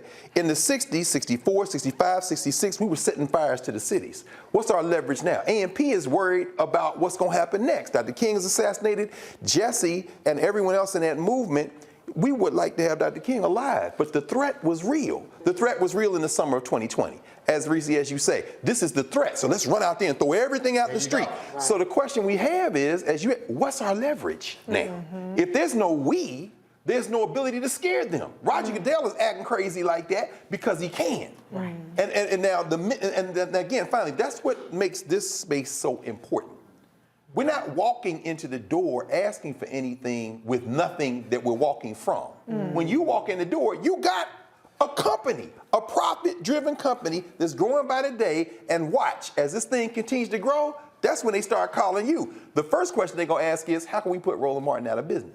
How much to bring you into us? Can we buy a share? Can we come in? Because they only respond to threats. They don't respond to begging, and because you don't wait, That's the strategy to get free. Don't wait for them. Right. And so what I want people to understand, as I said to Jim, we are going to be meeting with the NFL Network. And I will be in that meeting. And y'all know how I roll. Ask Jeff Zucker at CNN what happened when he said, no, we'll meet with NABJ, but we're not going to meet with them if Roland Martin's there. So we didn't meet with them. They had to appoint 5 black folks.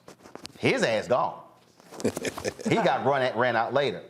The point I'm making is, this is what I need y'all watching to do. Y'all watching and listening, you are the troops in the battle. The problem is, we've got generals, but what cannot happen is we engage in a war and the troops don't show up. And let me be very clear, and let me just be on record right now, and you can call this a threat if you want to. All of you African Americans who sit on corporate boards, come on now, you got there because of the Black Freedom Movement. You got there because of the battle of Earl Graves and Black Enterprise in the 80s and 90s. And what's not going to happen, you are not going to sit on corporate boards and pick up your stock options and make your money and make your family rich, and you're not advocating on behalf of other people. So I'm letting everybody know right now, every day, let me be perfectly clear, every day, we're going to do a Where's Our Money segment. I'm going to name a company every day. I'm going to show you the face of the black board member every day. And I'm going to personally call that black board member, and I'm going to ask them, are they advocating on behalf of black businesses while they're sitting there on the board? I want to see results. What I don't want to see is the same old same. So if y'all want to play this game, we can play it. But I'm telling you right now, I'm not waiting. And the deal is this here. You can't stop me from talking because I own it. And for everybody, and for all of y'all who are confused, and you may be sitting here saying, well, I don't understand why you're trying to go so hard, because remember, next week we commemorate the assassination of Reverend Dr. Martin Luther King Jr. in Memphis on April 4th. And see, what I'm not going to be doing on April 4th, I'm not about to sit here and do these damn commemorations where we sit here and do the same old same, because I want to remind y'all on April 3rd, 1968, MLK specifically talked about, and he named companies in that sermon at Mason Temple. And if any of y'all wondering, man, why are you going so hard on this? I need y'all to understand this is what King wrote in his book, Where Do We Go From Here? Where he said there are 4 institutions that are prime position to liberate black America: the Negro Church, the Negro Press, Negro fraternities and sororities, and Negro professional associations. And this is what he said: too many Negro newspapers have veered away from their traditional role as protest organs agitating for social change, and have turned to the sensational and the conservative in place of the substantive and the militant. To all these companies not spending money with black people, on this show, we're substantive and we're militant. And we're coming. Don't say you were not warned. When we come back, we'll talk about Republicans who are targeting Tennessee State in that state, want to get rid of the entire board. Plus, we'll also share what the Vice President had to say about Randall Robinson, who passed away on Friday, as well as her visit to Tanzania. You're watching Roland Martin Unfiltered on the Black Star Network.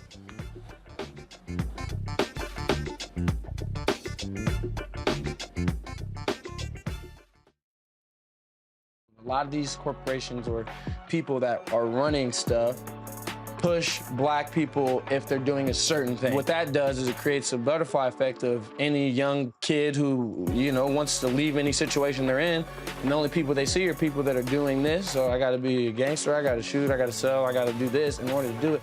and it just becomes a cycle. But when someone comes around and is making we don't do, they don't want to push it or put money into it. So that's definitely something I'm trying to fix too, is just show there's other avenues. You don't got to be a rapper, you don't got to be a ball player, you can be a country singer, you can be an opera singer, you can be a damn whatever, showing the different avenues. And that is possible, and it's hard for people to realize it's possible until someone does it.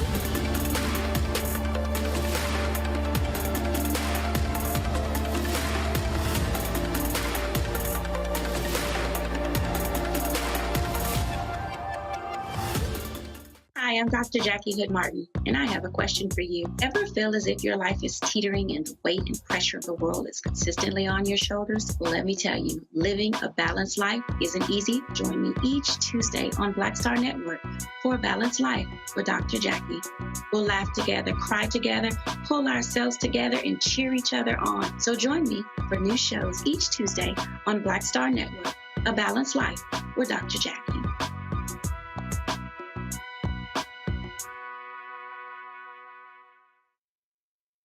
This is Judge Mathis. Hi, I'm Teresa Griffin. Hi, my name is Latoya Luckett, and you're watching Roland Martin Unfiltered.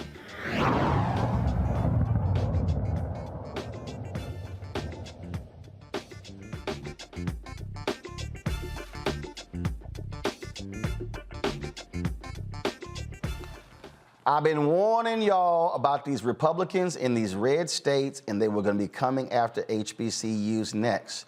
When Tennessee State, when that study came out showing that they were owed $500 million, folks were like, oh, they need to get their money. And when Tennessee State asked for $250 million of the $500 million, all of a sudden the white Republicans in Tennessee began to ask all sorts of questions. Then the comptroller launched an audit questioning their practices, challenging the leadership. Now a House committee in Tennessee literally wants to get rid of the Board of Trustees at Tennessee State. Now, I want you to understand, all this time they were quiet about Tennessee State.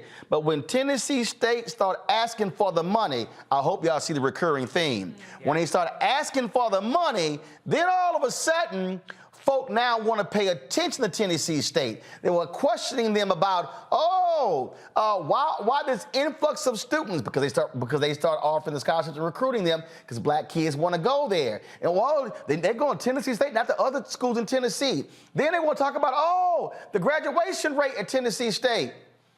What's the graduation rate at the University of Tennessee? That was a statement that was actually made by my next guest, Ramesh Akbari.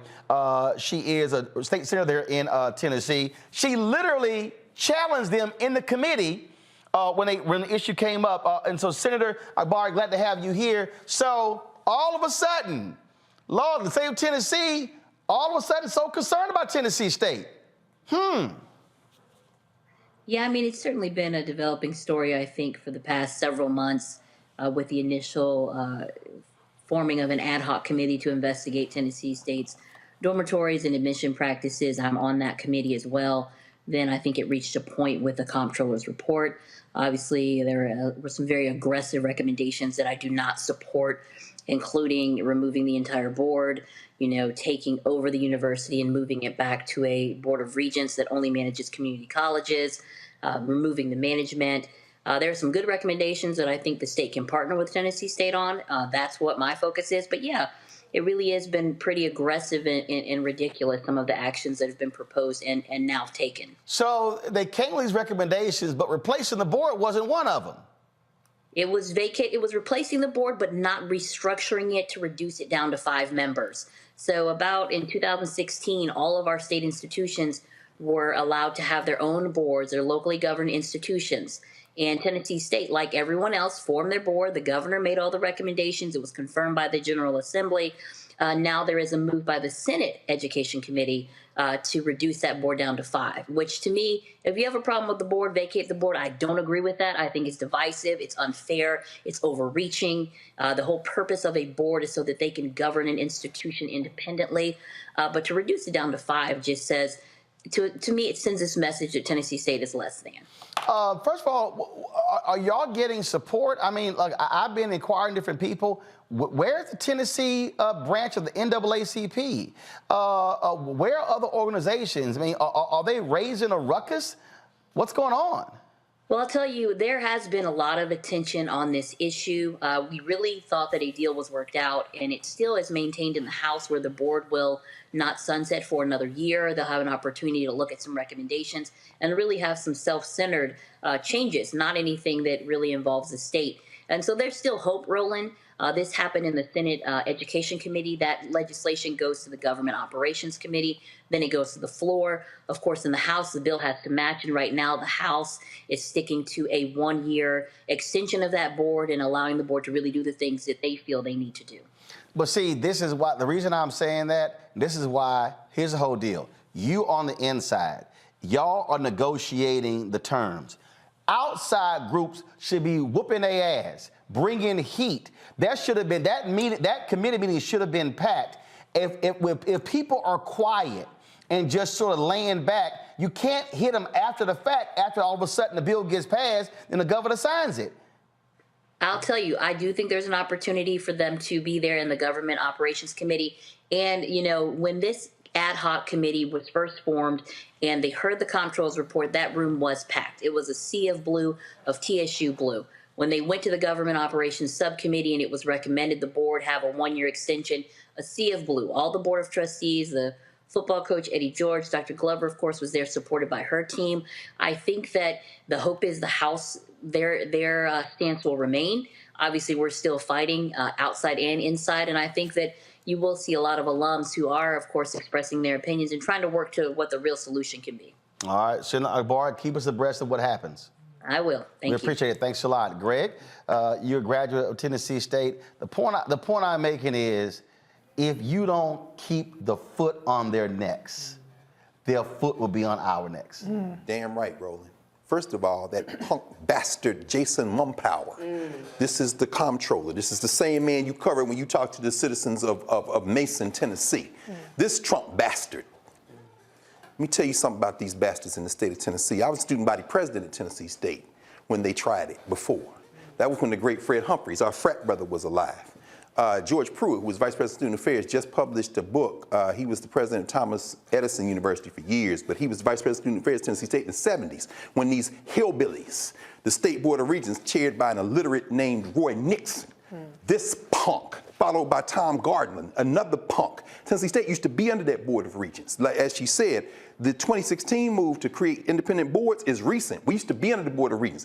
They tried to merge Tennessee State with a little punk place they built in downtown Nashville called the University of Tennessee at Nashville, and they said, oh, this isn't a real university, we're just going to offer some extended learning classes. And then once they built the building, they immediately certified it as a university and tried to take Tennessee State over. We went to court. Tennessee State became the first HBCU in the history of the country to take over a white school, and they still mad about it. Avon Williams was the attorney.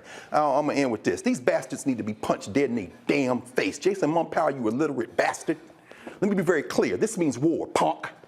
You want Tennessee State, as you say, not only pack the hearing rooms. Harold Love, who fought for that money, his daddy was the state representative at the time I was in college. While they're fighting on the inside, we need to roll over them like water. This is what I'm saying about this Trump indictment. It's cool, but they rolling back in North Carolina. Right. They're ignoring everything. These white boys are playing for keeps. Right. No more talk. Jason Mumpower, you bastard. Let's dance. The thing here, Reese, when we talk about the actions here, again, you're critical of Tennessee State housing issues, but you were withholding the money all these years. Right. Had you given the money up, like you did the University of Tennessee, they would have had adequate housing. And here's the crazy thing. University of Tennessee had the same housing problems. Right. Well, you know, black people are always expected to make $1 out of 15 cents. And when issues of racism and systemic racism are being tackled, the first thing that they go to is the competency question and trying to call into question whether black leadership is competent. Black leadership is competent. Right. It's the systemic racism that's constantly beating us down that if anybody else had to deal with it, they wouldn't have gotten even half as far as we have in this race. So quit trying to gaslight and deflect and pay up. That's right. Eric. That's right. Yeah, and I remember covering this story, Roland, guest hosting for you about a month and a half ago, and we talked specifically about this issue at Tennessee State. And what I was blown away with when I read through that audit report of the comptroller, Jason Humphreys, who then put together this special kind of group to look through Tennessee State, is that they were fighting back to say, listen, no, we have money. We have money in the coffers. This is what we have. Reese talked about the housing issue. If we would have had what was promised to us, then we could have addressed the housing issue with quadruple the population of students that have enrolled in HBCUs. So I would really implore people to really get behind Tennessee State in whatever capacity is necessary, because they are being gaslit, and they actually have a very, very clean audit report, even though the comptroller and this heroes team that he converged to get together with these students' complaints and things of this nature, doing everything they can to destroy historically black college and university. I know you got to go very quickly. We know this. Put Glenda Baskin Glover against any president in that funky state. Dr. Glover not only has an MBA, she's a CPA. Put her against the president of University of Tennessee, University of Michigan. Gaslit is the word. They after Dr. Glover. They after this sister. Right. Because again, when they said, "Oh, you want the $500 million?" Y'all ain't controlling that extra $500 million. Her books are clean.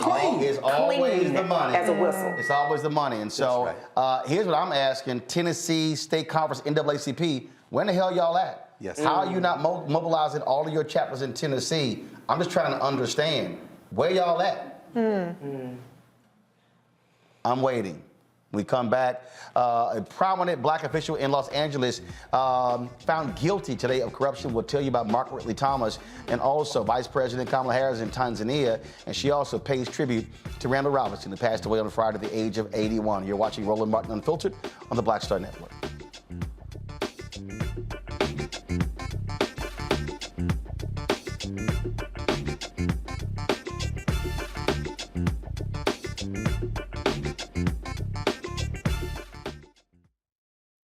When you talk about blackness and what happens in black culture, we're about covering these things that matter to us, speaking to our issues and concerns. This is a genuine people-powered movement. There's a lot of stuff that we're not getting. You get it, and you spread the word. We wish to plead our own cause.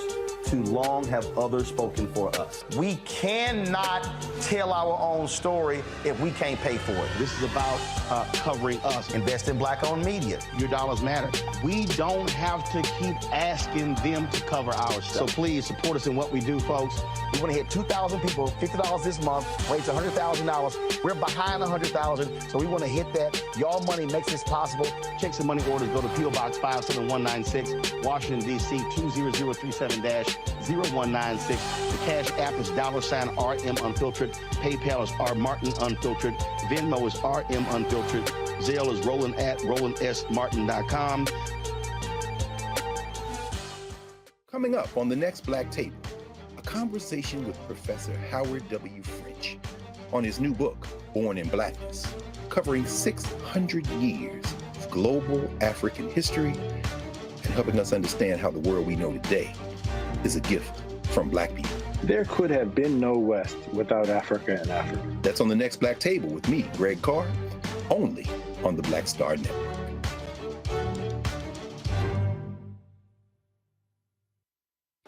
Hey, I'm Antonique Smith. Hello, everyone. It's Kiara Sheard. Hey, I'm Taj. I'm Coco. And I'm Lily. And we're SWV. What's up, y'all? It's Ryan Destiny, and you're watching Roland Martin Unfiltered.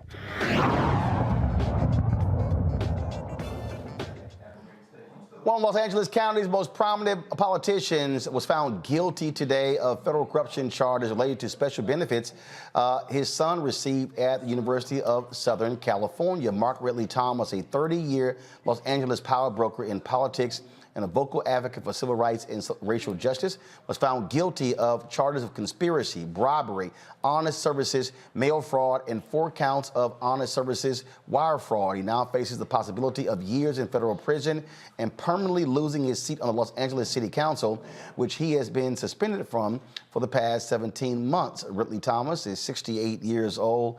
And again, this is shocking to a number of people in Los Angeles because, again, he has been one of the most prominent public figures in that city for quite some time.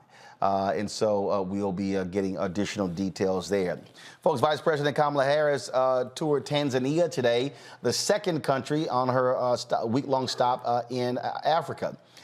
First visit was at the State House in Dar es Salaam, where Tanzania's first female president, Samia Hassan, greeted the first female U.S. vice president for a bilateral meeting. Harris explained America's push to strengthen democracy on the continent.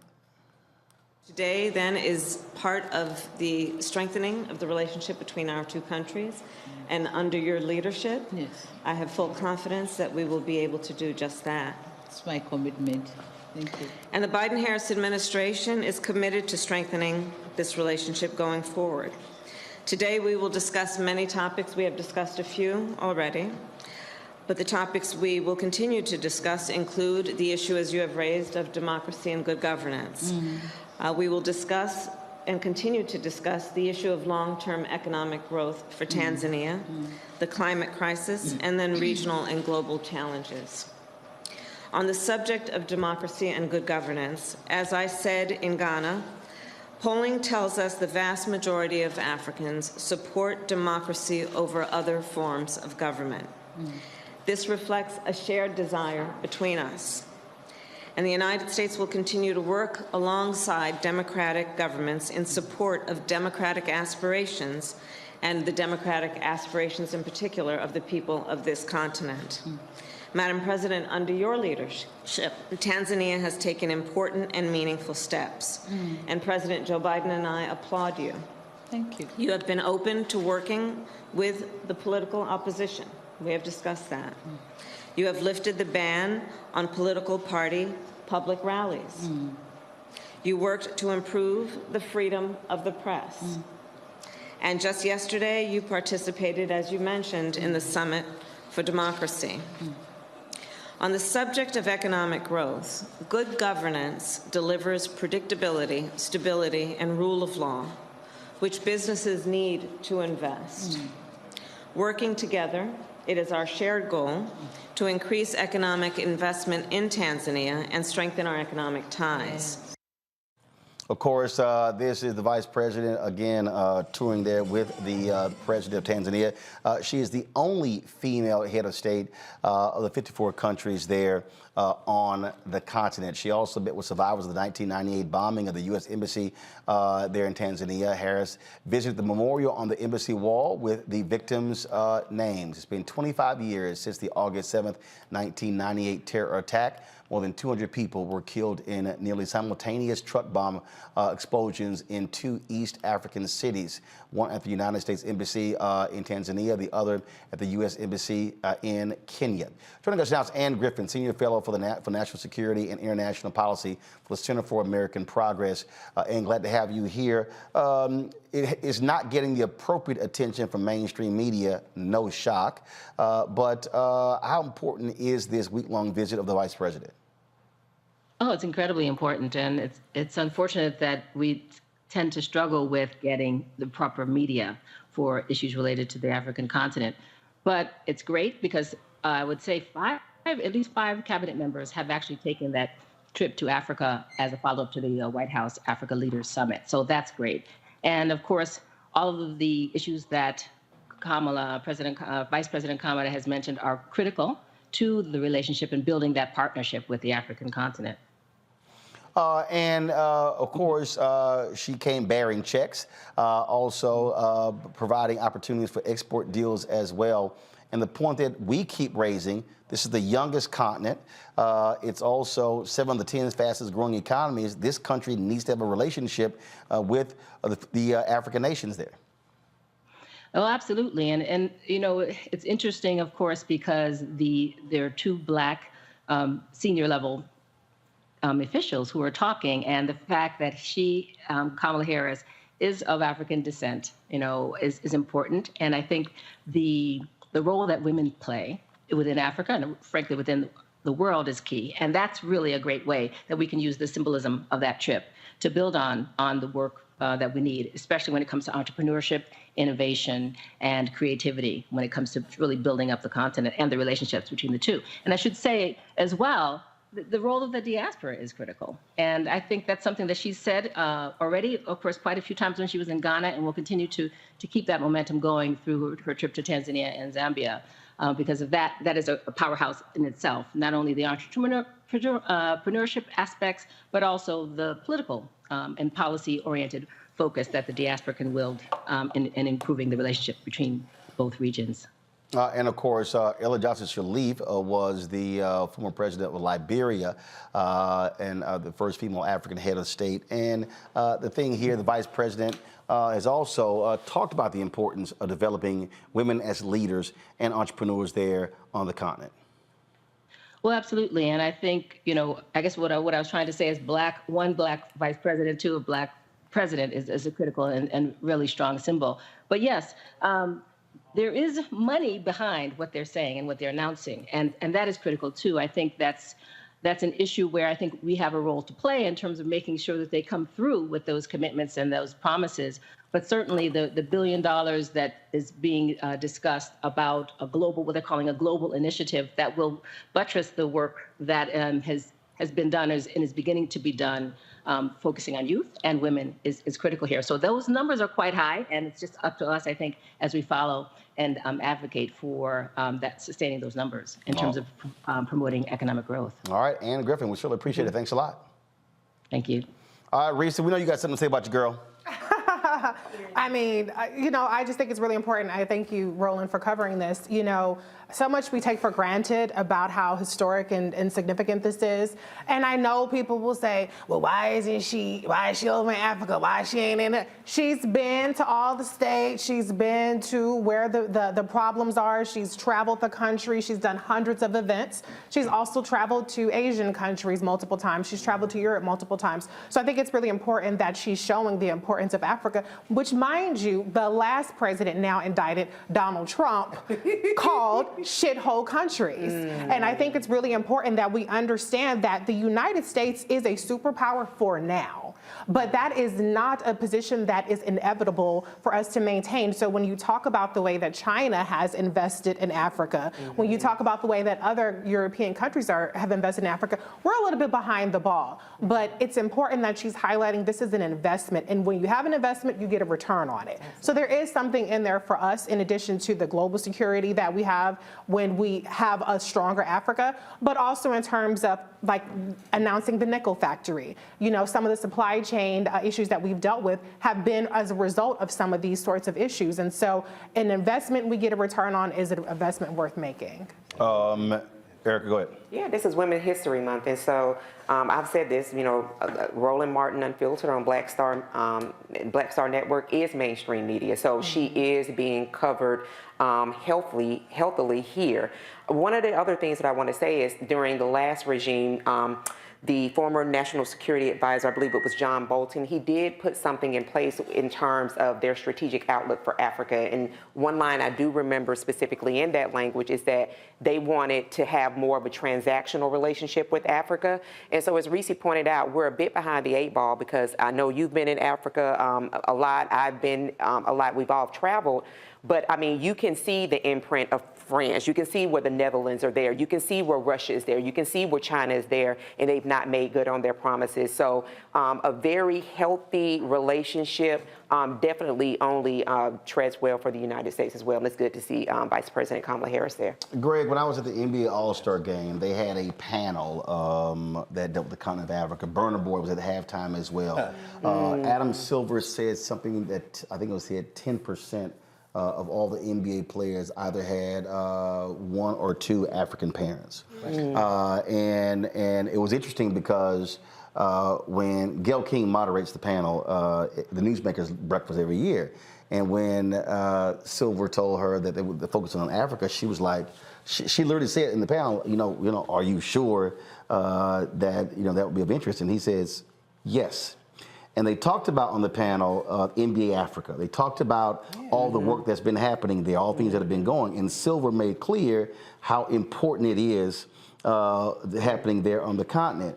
And one of the things that I asked the question to them, but one of the things that as I was sitting there, one of the things that I've always said, the difference is always how we look at it.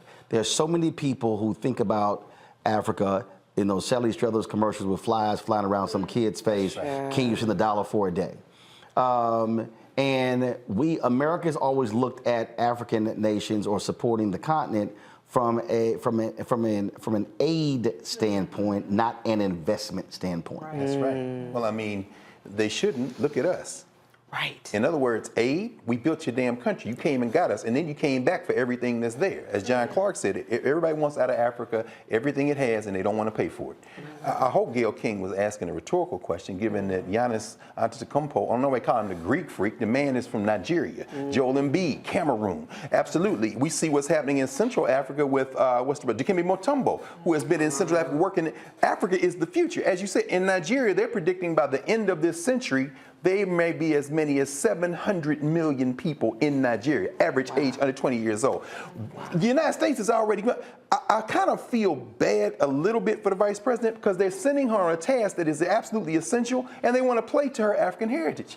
In other words, Ghana, yes, as you know well, Ghana's a point of entry. It's friendly to us. Otto is saying, but Otto said, we're not going to play great game politics now. Why? Because China, as you say, Reese, they're not just knocking at the door. President Hassan in Tanzania, that's right there on the Red Sea. And where she's going next for the second time, by the way, because Kamala Harris's grandfather, P.V. Gopala, was an advisor to Kenneth Kaunda, the first president of Zambia, the continent's largest producers of copper. And they owe and have defaulted to China on $17 billion. When they were here, those African leaders a couple of months ago, Anthony Blinken and them signed a deal with some private businesses in the United States to mine copper. Kamala Harris is over there trying to stop something that has already left the station. What? China and Russia in Africa. I don't know if they can catch up, quite frankly. The vice president is there. She did take time to pay tribute to the founder of TransAfrica, Randall Robinson. He passed away on Friday at the age of 81 at his home in St. Kitts, surrounded by his family. And of course, we paid tribute to him on Monday's show. This is the statement that was released by the office of the vice president. Randall Robinson was shaped by his searing childhood experiences with poverty and segregation, and spent the rest of his life trying to ease the suffering and strengthen the status of others. From his public legal aid work in Boston to his international human rights advocacy to his work to shape policy in the halls of Congress, Randall improved the lives of tens of millions and advanced the cause of justice. His leadership of TransAfrica helped forge new connections, secure rights, and establish ties across the African diaspora. He risked his own health to secure safety for many Haitians fleeing violence. And the work of the Free South Africa movement helped inspire a global outcry, end generations of oppression, and begin a new chapter of freedom and inclusion on the continent of Africa. Randall wrote so powerfully about those experiences and ultimately his disappointment with the pace of progress in his memory. Let us continue to fight to build an America worthy of his efforts and never forget that people have the power to change the world. Today, Doug and my prayers are with his family. Reese, there's somebody who's watching or listening and they say, okay, fine.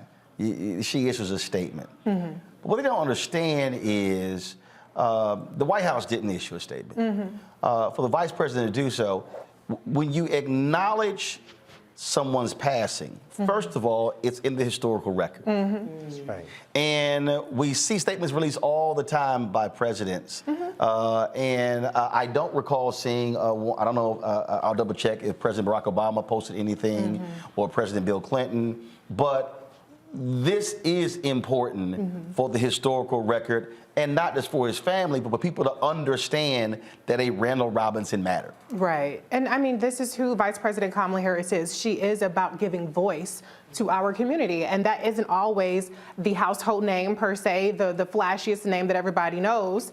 It's about amplifying our stories. And she has brought that perspective to the White House in terms of policy, but in terms of the groups that she's invited to the White House.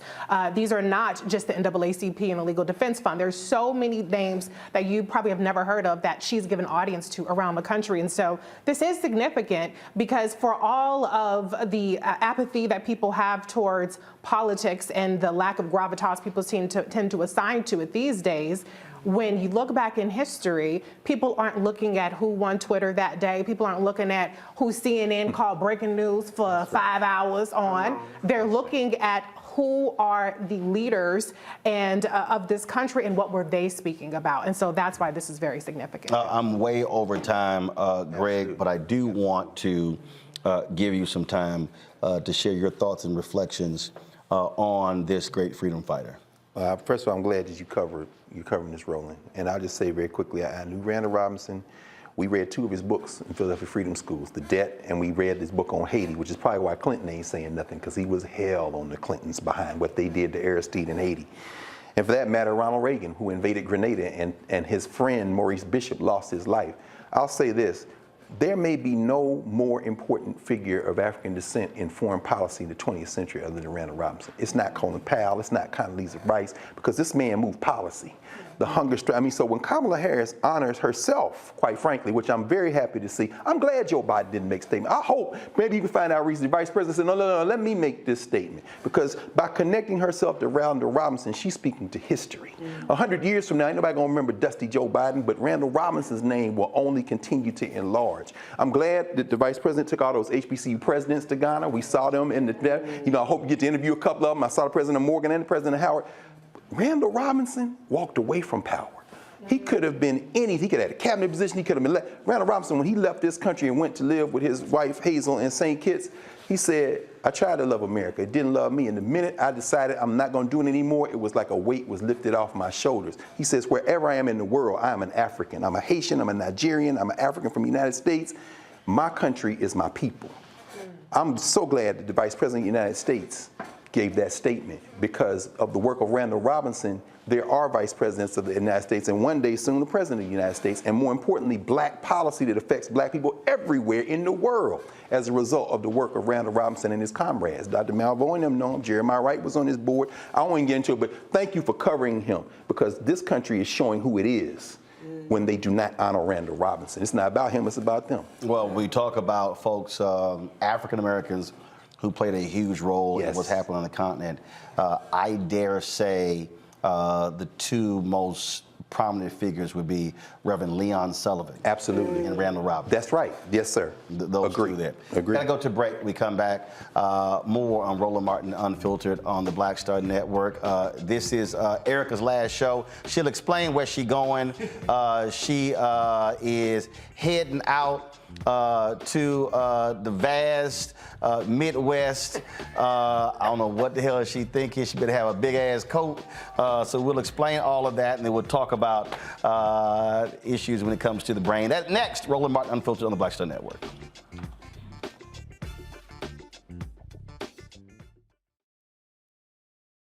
Hatred on the streets, a horrific scene, a white nationalist rally that descended into deadly violence. White people are losing their damn minds. As an angry pro-Trump mob storms the U.S. Capitol, we've seen We're about to see the rise of what I call white minority resistance.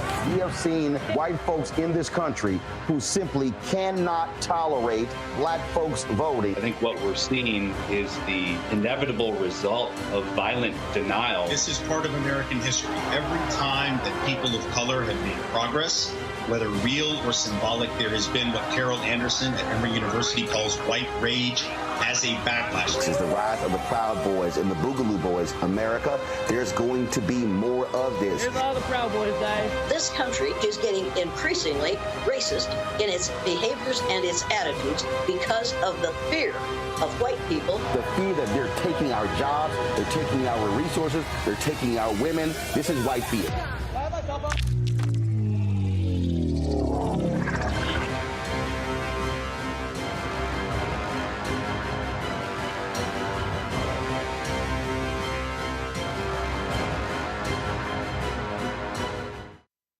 What's up, y'all? I'm Will Packer. I'm Chrisette Michelle. Hi, I'm Chaley Rose, and you're watching Roland Martin Unfiltered. All right, y'all, welcome back to Roland Martin Unfiltered. Y'all hear them noisy students over there? Quiet down, y'all. You can get a shot of them. Get a shot of them. All right, y'all go ahead and wave. Y'all know Julian probably like one of them Catholic church nuns be cracking their knuckles with a ruler or something like that. You know doggone well. Don't let me have to call Method Man. Clifford Harris. Watch out now. Watch it. Don't let me have to call. I can tell your class ain't familiar with Method Man. All right. They like, oh, do tell. All right. So we haven't had our panel in our studio for since COVID. No. Erica requested this. Erica, tell everybody why. So this is my final appearance with the VIP panel for this Thursday. It has been a wonderful 5 years. So first of all, shout out to Roland Martin Unfiltered.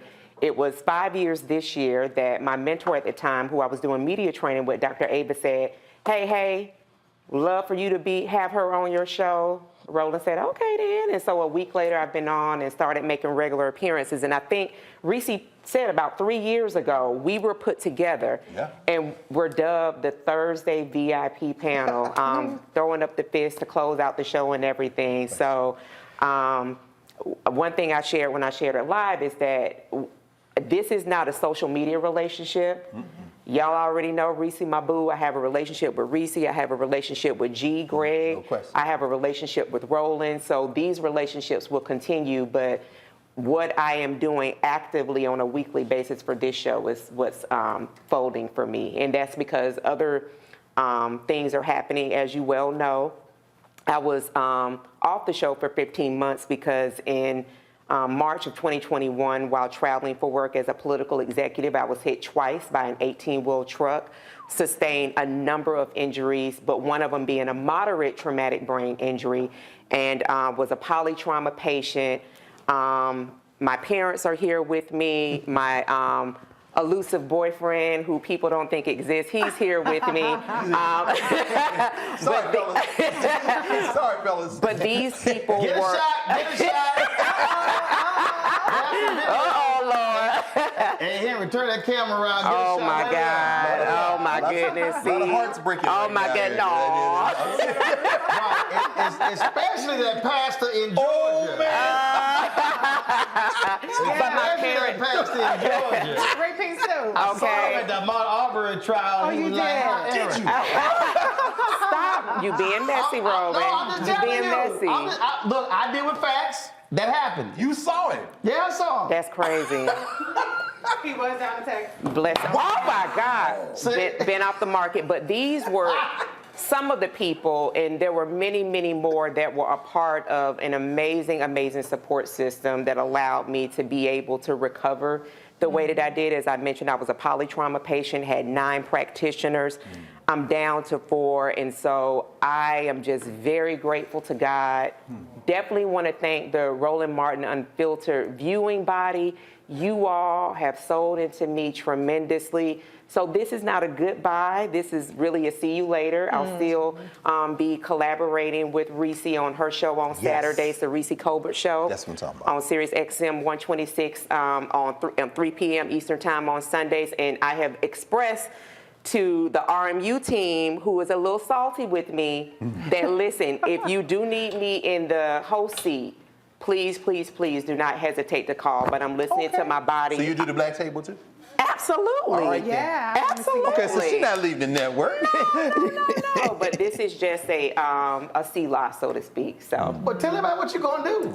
No, that's not for everybody to know. So let's be very clear about that. But I am moving to higher ground, so I will be transitioning to another city in the next year. Work dealing with the brain. Exactly. So you all know that out of that, brain health and centering unseen injuries has definitely been at my forefront. So I've made a decision to definitely move into the the space of medicine in a much greater way. Wow. So I'm really excited about that. That's going to mean that I'm going to have to move, but I definitely have the support of my family, of my baby. I have the support of my practitioners who are very, very excited. And I just want to share this thing around brain health.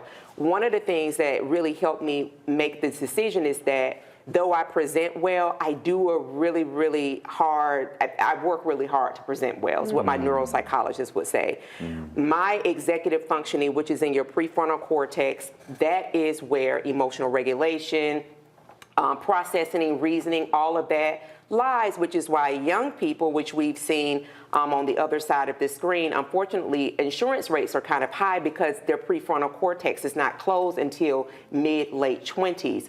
So for me, that part of my brain that houses emotional regulation, organizing thoughts, reasoning, processing, is not still fully healed. So I thank God that I, am walking in healing, but I'm not 100%. So there are some things that I have made a command decision to do as it relates to my body and to my brain. And so I just do offer, for those of you who are not connected to the Reframe Brain, it is a podcast. It is a wellness community.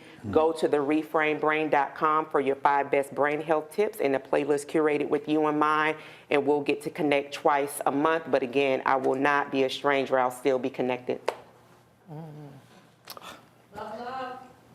I feel like Dr. Bowman wants to say something. No question. No question. Erica, you're my sis. I love you. And this has, I was the third one to come into the fold in terms of the Thursday panel. And you're just irreplaceable. And you know what? It's not goodbye. It's not goodbye. It's just maybe see you less often on Thursdays, but we'll still see you. And you just really are a treasure. And the one thing I want people to know that people might not really know is Erica is a lot of fun. I think it's obvious. She's cool, right? Everybody knows that she's cool. But Erica is my fun girl. Erica is my, listen to Lola Brooke, Megan Thee Stallion. Ratchet. Turn up. Yeah, they get rowdy over there. Okay, we know about that. Lotto, Flo Millie, all the people. She's my, she's my ready to love, watch Ratchet TV. This woman is so multifaceted and so dynamic, and so I'm excited that you're moving into a space that can showcase all of your range, and really, you're just such a blessing to all of us. So thank you for letting me be beside you this long. Absolutely. No, I can't. I'm just gonna keep it short because that was the sisterly connection we needed to see. I remember before COVID hit, and we were in the other spot.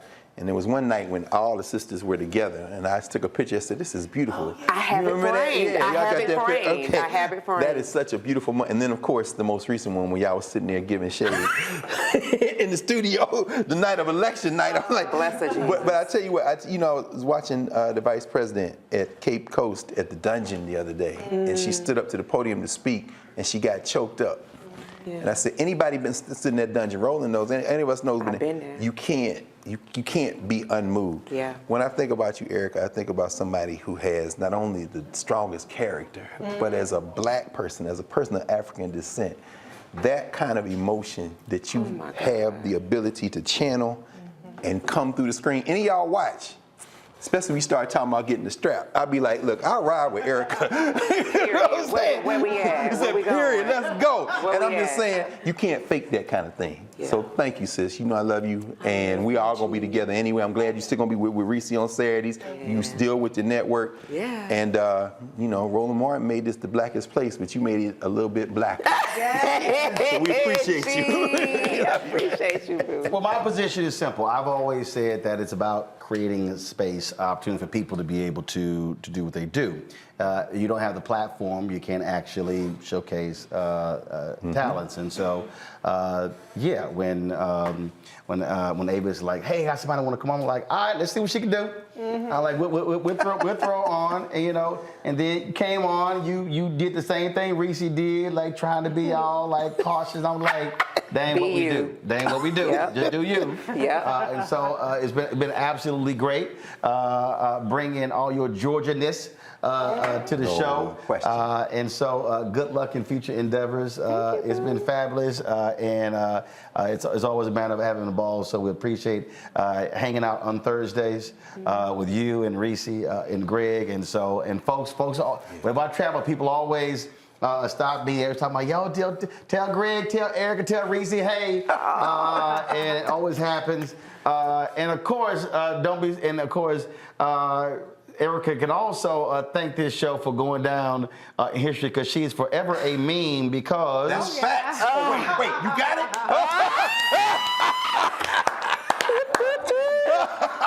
Look at the Lord. Facts. Oh, my God. Meme. Y'all see that? Look. Oh, my God. So that, of course, was from our election night coverage.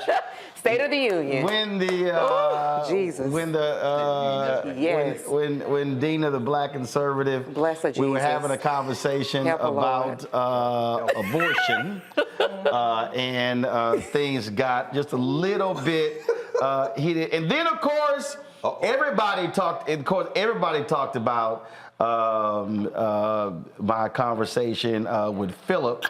And people actually thought it was a laugh track, and I kept trying to explain to people it wasn't a laugh track. That was actually Erica. We were live. We were live on the air.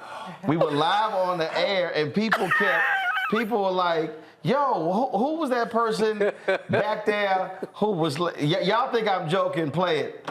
Let me help you out with something." Let me just help you out with something, Philip. Usually I ask for help if I need. No, because you need some help right now, Philip. Like, you need some help real bad. If I said, I have never ever seen Philip in a red tie, and if somebody says, Roland, have you ever met Philip? No. Have you ever seen Philip on TV? No. Have you ever seen Philip at an event? No. Well, hell, if you ain't never seen Philip, of course you ain't never seen Philip in a red tie. So how can you say people are not protesting black-on-black violence in Chicago, but they are, but you haven't seen it, and you've made no attempt to find out it exists. But let me ask you this question, and this is the second. I want you to answer that one too first. Why are you so worried about Chicago and you ain't focused on crime in Indianapolis? We are focused on crime in Indianapolis. So why are you bringing up Chicago, though? Because I'm sorry, go back to my iPad. I'm looking at your column. You simply state, I've had the opportunity to work with my local police department. So you don't name it. You say, I'm laughing. So people thought they thought it was a laugh track. No, Erica's microphone was up. Look at my dad leaning in. Because my dad has told me about making faces and keeping it together. Erica was, Reese muted her phone. Yeah, Erica ass, she was cracking up. Laughing, y'all. See. Y'all, she was cracking up. It was funny. Laughing the whole time. It was funny. Yeah. But wait, you have to her classic iconic phrase. Baby, the son of a Klansman. That's who he is. And he was indicted today. Women's History Month. My last day. Come on. Praise his holy name. Thank you, so it was we blessed. That was your president. He said, happy. Yeah, y'all. So it was I just want y'all to know that was not a laugh track at all. That was literally Erica cracking up laughing while Philip was drowning. Oh yeah. While Philip being drowned. Listen, well, that boy was waterboarded. well, that boy voluntarily. Well, that boy was just drowning, and just in case, because see, y'all, we showed y'all one. I can't find a full screen video, so I'm gonna play. This is what we posted. Just look at all the faces Erica just made. Come on, go ahead, go to it, y'all. Don't look, Dad. Turn it up. Don't look, Dad. Everywhere, rolling. South Carolina, South Carolina, North Carolina, Tennessee, Georgia, Arkansas, Texas, Mississippi, Alabama. Exactly. They all are against Medicaid mentioned, and rural hospitals. Are you telling me rural hospitals? Are you literally telling me that rural hospitals in Mississippi, Alabama, Texas, Arkansas, Tennessee, Georgia, North Carolina, South Carolina are not shutting down? Hold up, y'all. I gotta run that back. Tennessee, Georgia. I gotta run that. South Carolina are not shutting down. Are you actually telling me that? I am not telling you that. Come on, y'all. And if y'all heard that, say that. Erica thought she was in church, y'all. Erica thought she was in church. Yeah, y'all did on that couch. Always in church, baby. Serious business. We always in church. So that happened. That did happen. I did not. I know I'm over time, but it's all right. I'm good. I meant to play this earlier. Did y'all see Congressman Jamaal Bowman? Oh my God! I thought he was gonna choke Massie out, man. So y'all saw the congressman was letting Republicans know y'all acting a fool over the shootings and stuff, and he decided to go ham. I want y'all to look at Steny Hoyer trying to calm Jamaal down. Then finally he was like, "Nah, I'm just gonna leave this Negro alone." I'm too old. Y'all roll the video. Roll the video. Catch the straight up in this. And they go to the Senate, ask the same questions. They're cowards. They're all cowards. They won't do anything to save the lives of our children at all. Cowards. Pressure them. Force them to respond to the question, why the hell won't you do anything to save America's children? And let them explain that all the way up until election day on 2024. Let them explain it all the way up to election day on 2024. They're freaking cowards. They're gutless. They're not here. I'm talking about gun violence. You know, there's never been. I'm talking about gun violence. A school that allows teachers to carry. Oh my God. Carry guns? You think more guns lead to more death? More guns lead to more death. Look at the data. You're not looking at any data. You're carrying the water for the gun lobby. Look at the data. More guns lead to more deaths. Good states that have open carry laws have more deaths. States that have open carry laws have more deaths. Are you listening to what I'm saying? Calm down. Children are dying. 9-year-old children. The solution is not arming teachers. Have you ever worked in a school? Have you ever worked in a school? Have you ever worked in a school? Have you ever worked in a school? It's a yes or no question. Have you ever worked in a school? You will not answer my question. Don't stop and talk. Yeah, and that thing just continued. That's the kind of heat we need. Period. And I like how he said, I was screaming before you came. I'm going to put the motherfucker hater. But that was the energy he was giving off. He was giving off like, don't come over here checking me about my tone with kids dying. You know what I'm saying? It's the Republicans.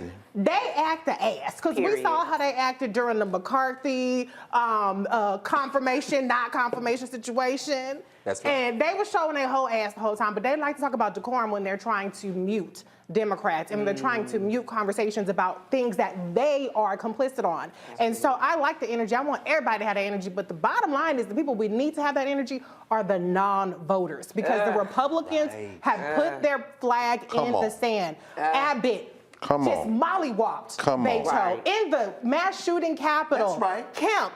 DeSantis, mollywop there. Okay, maybe not mollywop. 75% of young voters in Texas did not vote. Exactly. So the people we need to have that energy are the people that are sitting at home on their ass refusing to vote. Well, I ain't got no reason to vote. Both of these parties are the same. Okay, so when these kids keep dying, that's on you. That's My God. Greg?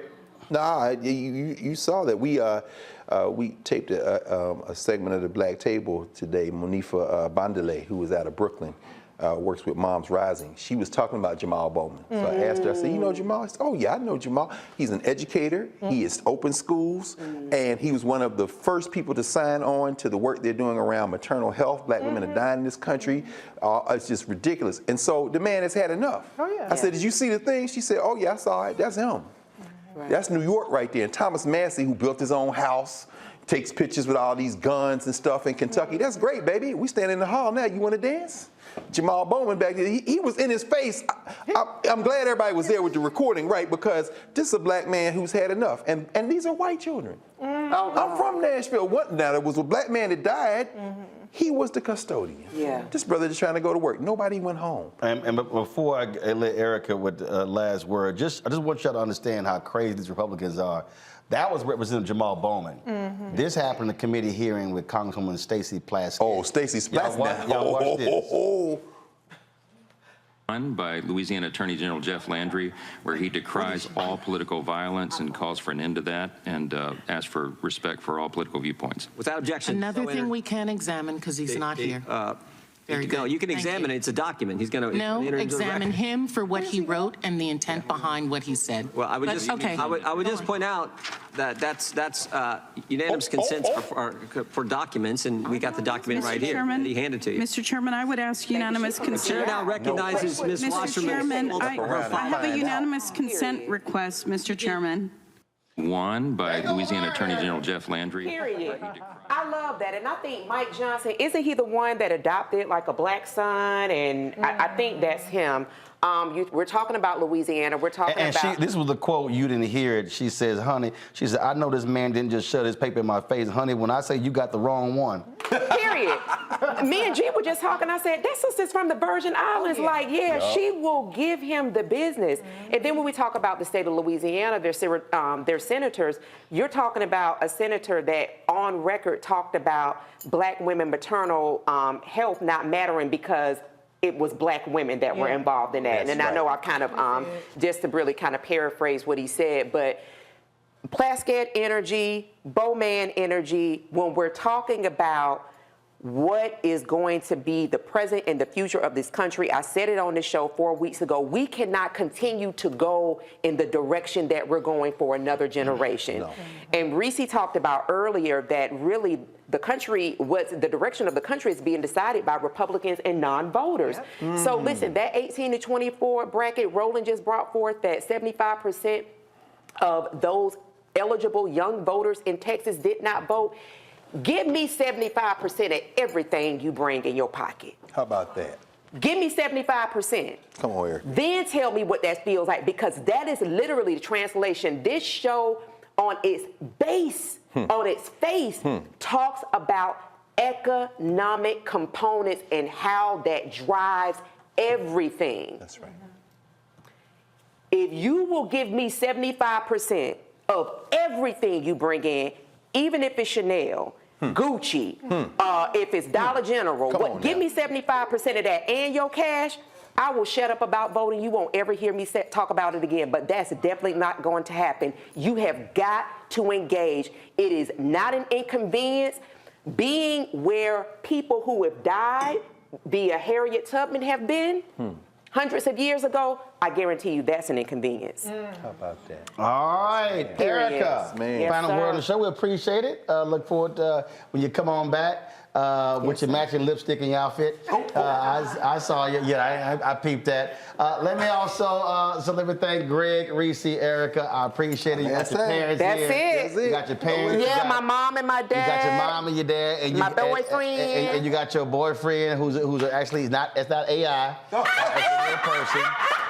Him real. There you go. Mom, dad, Chris. And of course, Greg, her dad belongs to the coldest and the boldest. Come on. My daddy is an alpha. The only fraternity that exists, Alpha Phi Alpha Fraternity Incorporated. Period. Shout out to Julian Mavo's class over there. There she go. Hey, Dean.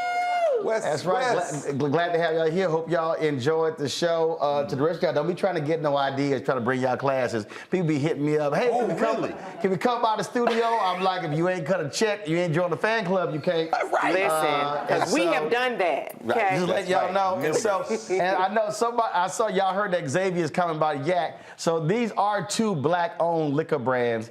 And I expect them to also send us a check for this free-ass advertising we gave them. So be sure. So Carol, be sure to tell Halo 7 and tell Sazerac and Rye cut that check. Yes. For the hold on, let me get it right there. So yes. So y'all already know, and this is all. So y'all gotta understand how black this show is. This is Donnell Rollins' candle. Comedian, Ashy Larry. Yeah. So his candles, Donnell Rollins black ash hand poured. No way. I'm trying to tell you, hand poured Senate candle, and so that's his. Ashy Larry got a candle. Yep. I actually we totally burn that sucker out. Yeah, we'll totally burn. We done burn that sucker. Ass left in here. So y'all see how we do on this show. Wow. Everything black. Extra black. Here on Roland Martin Unfiltered. That's it, y'all. I'm way over time. We appreciate. Glad to have the panel in the house. We'll do this thing again. And to all y'all who are watching. I keep saying this, and I can't employ y'all anymore.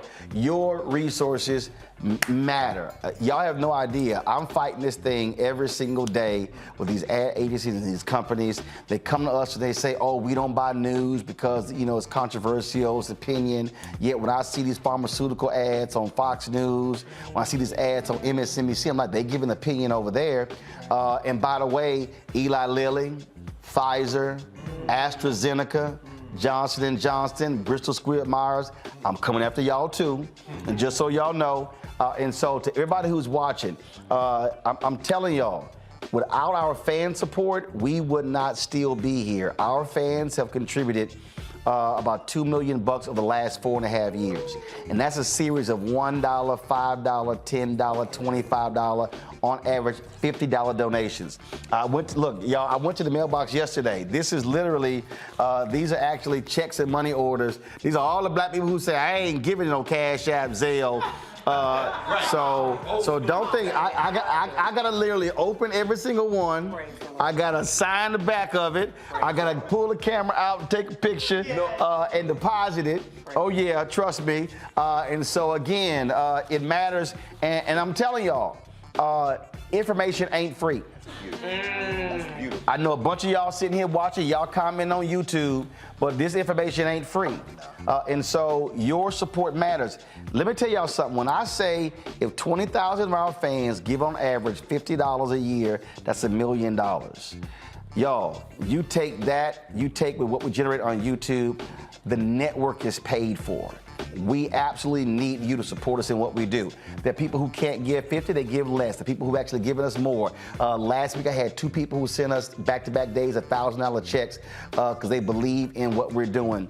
And trust me, y'all, I get stopped all around the country. I get brothers come up to me who've been in prison who say, bruh, your show got me through prison.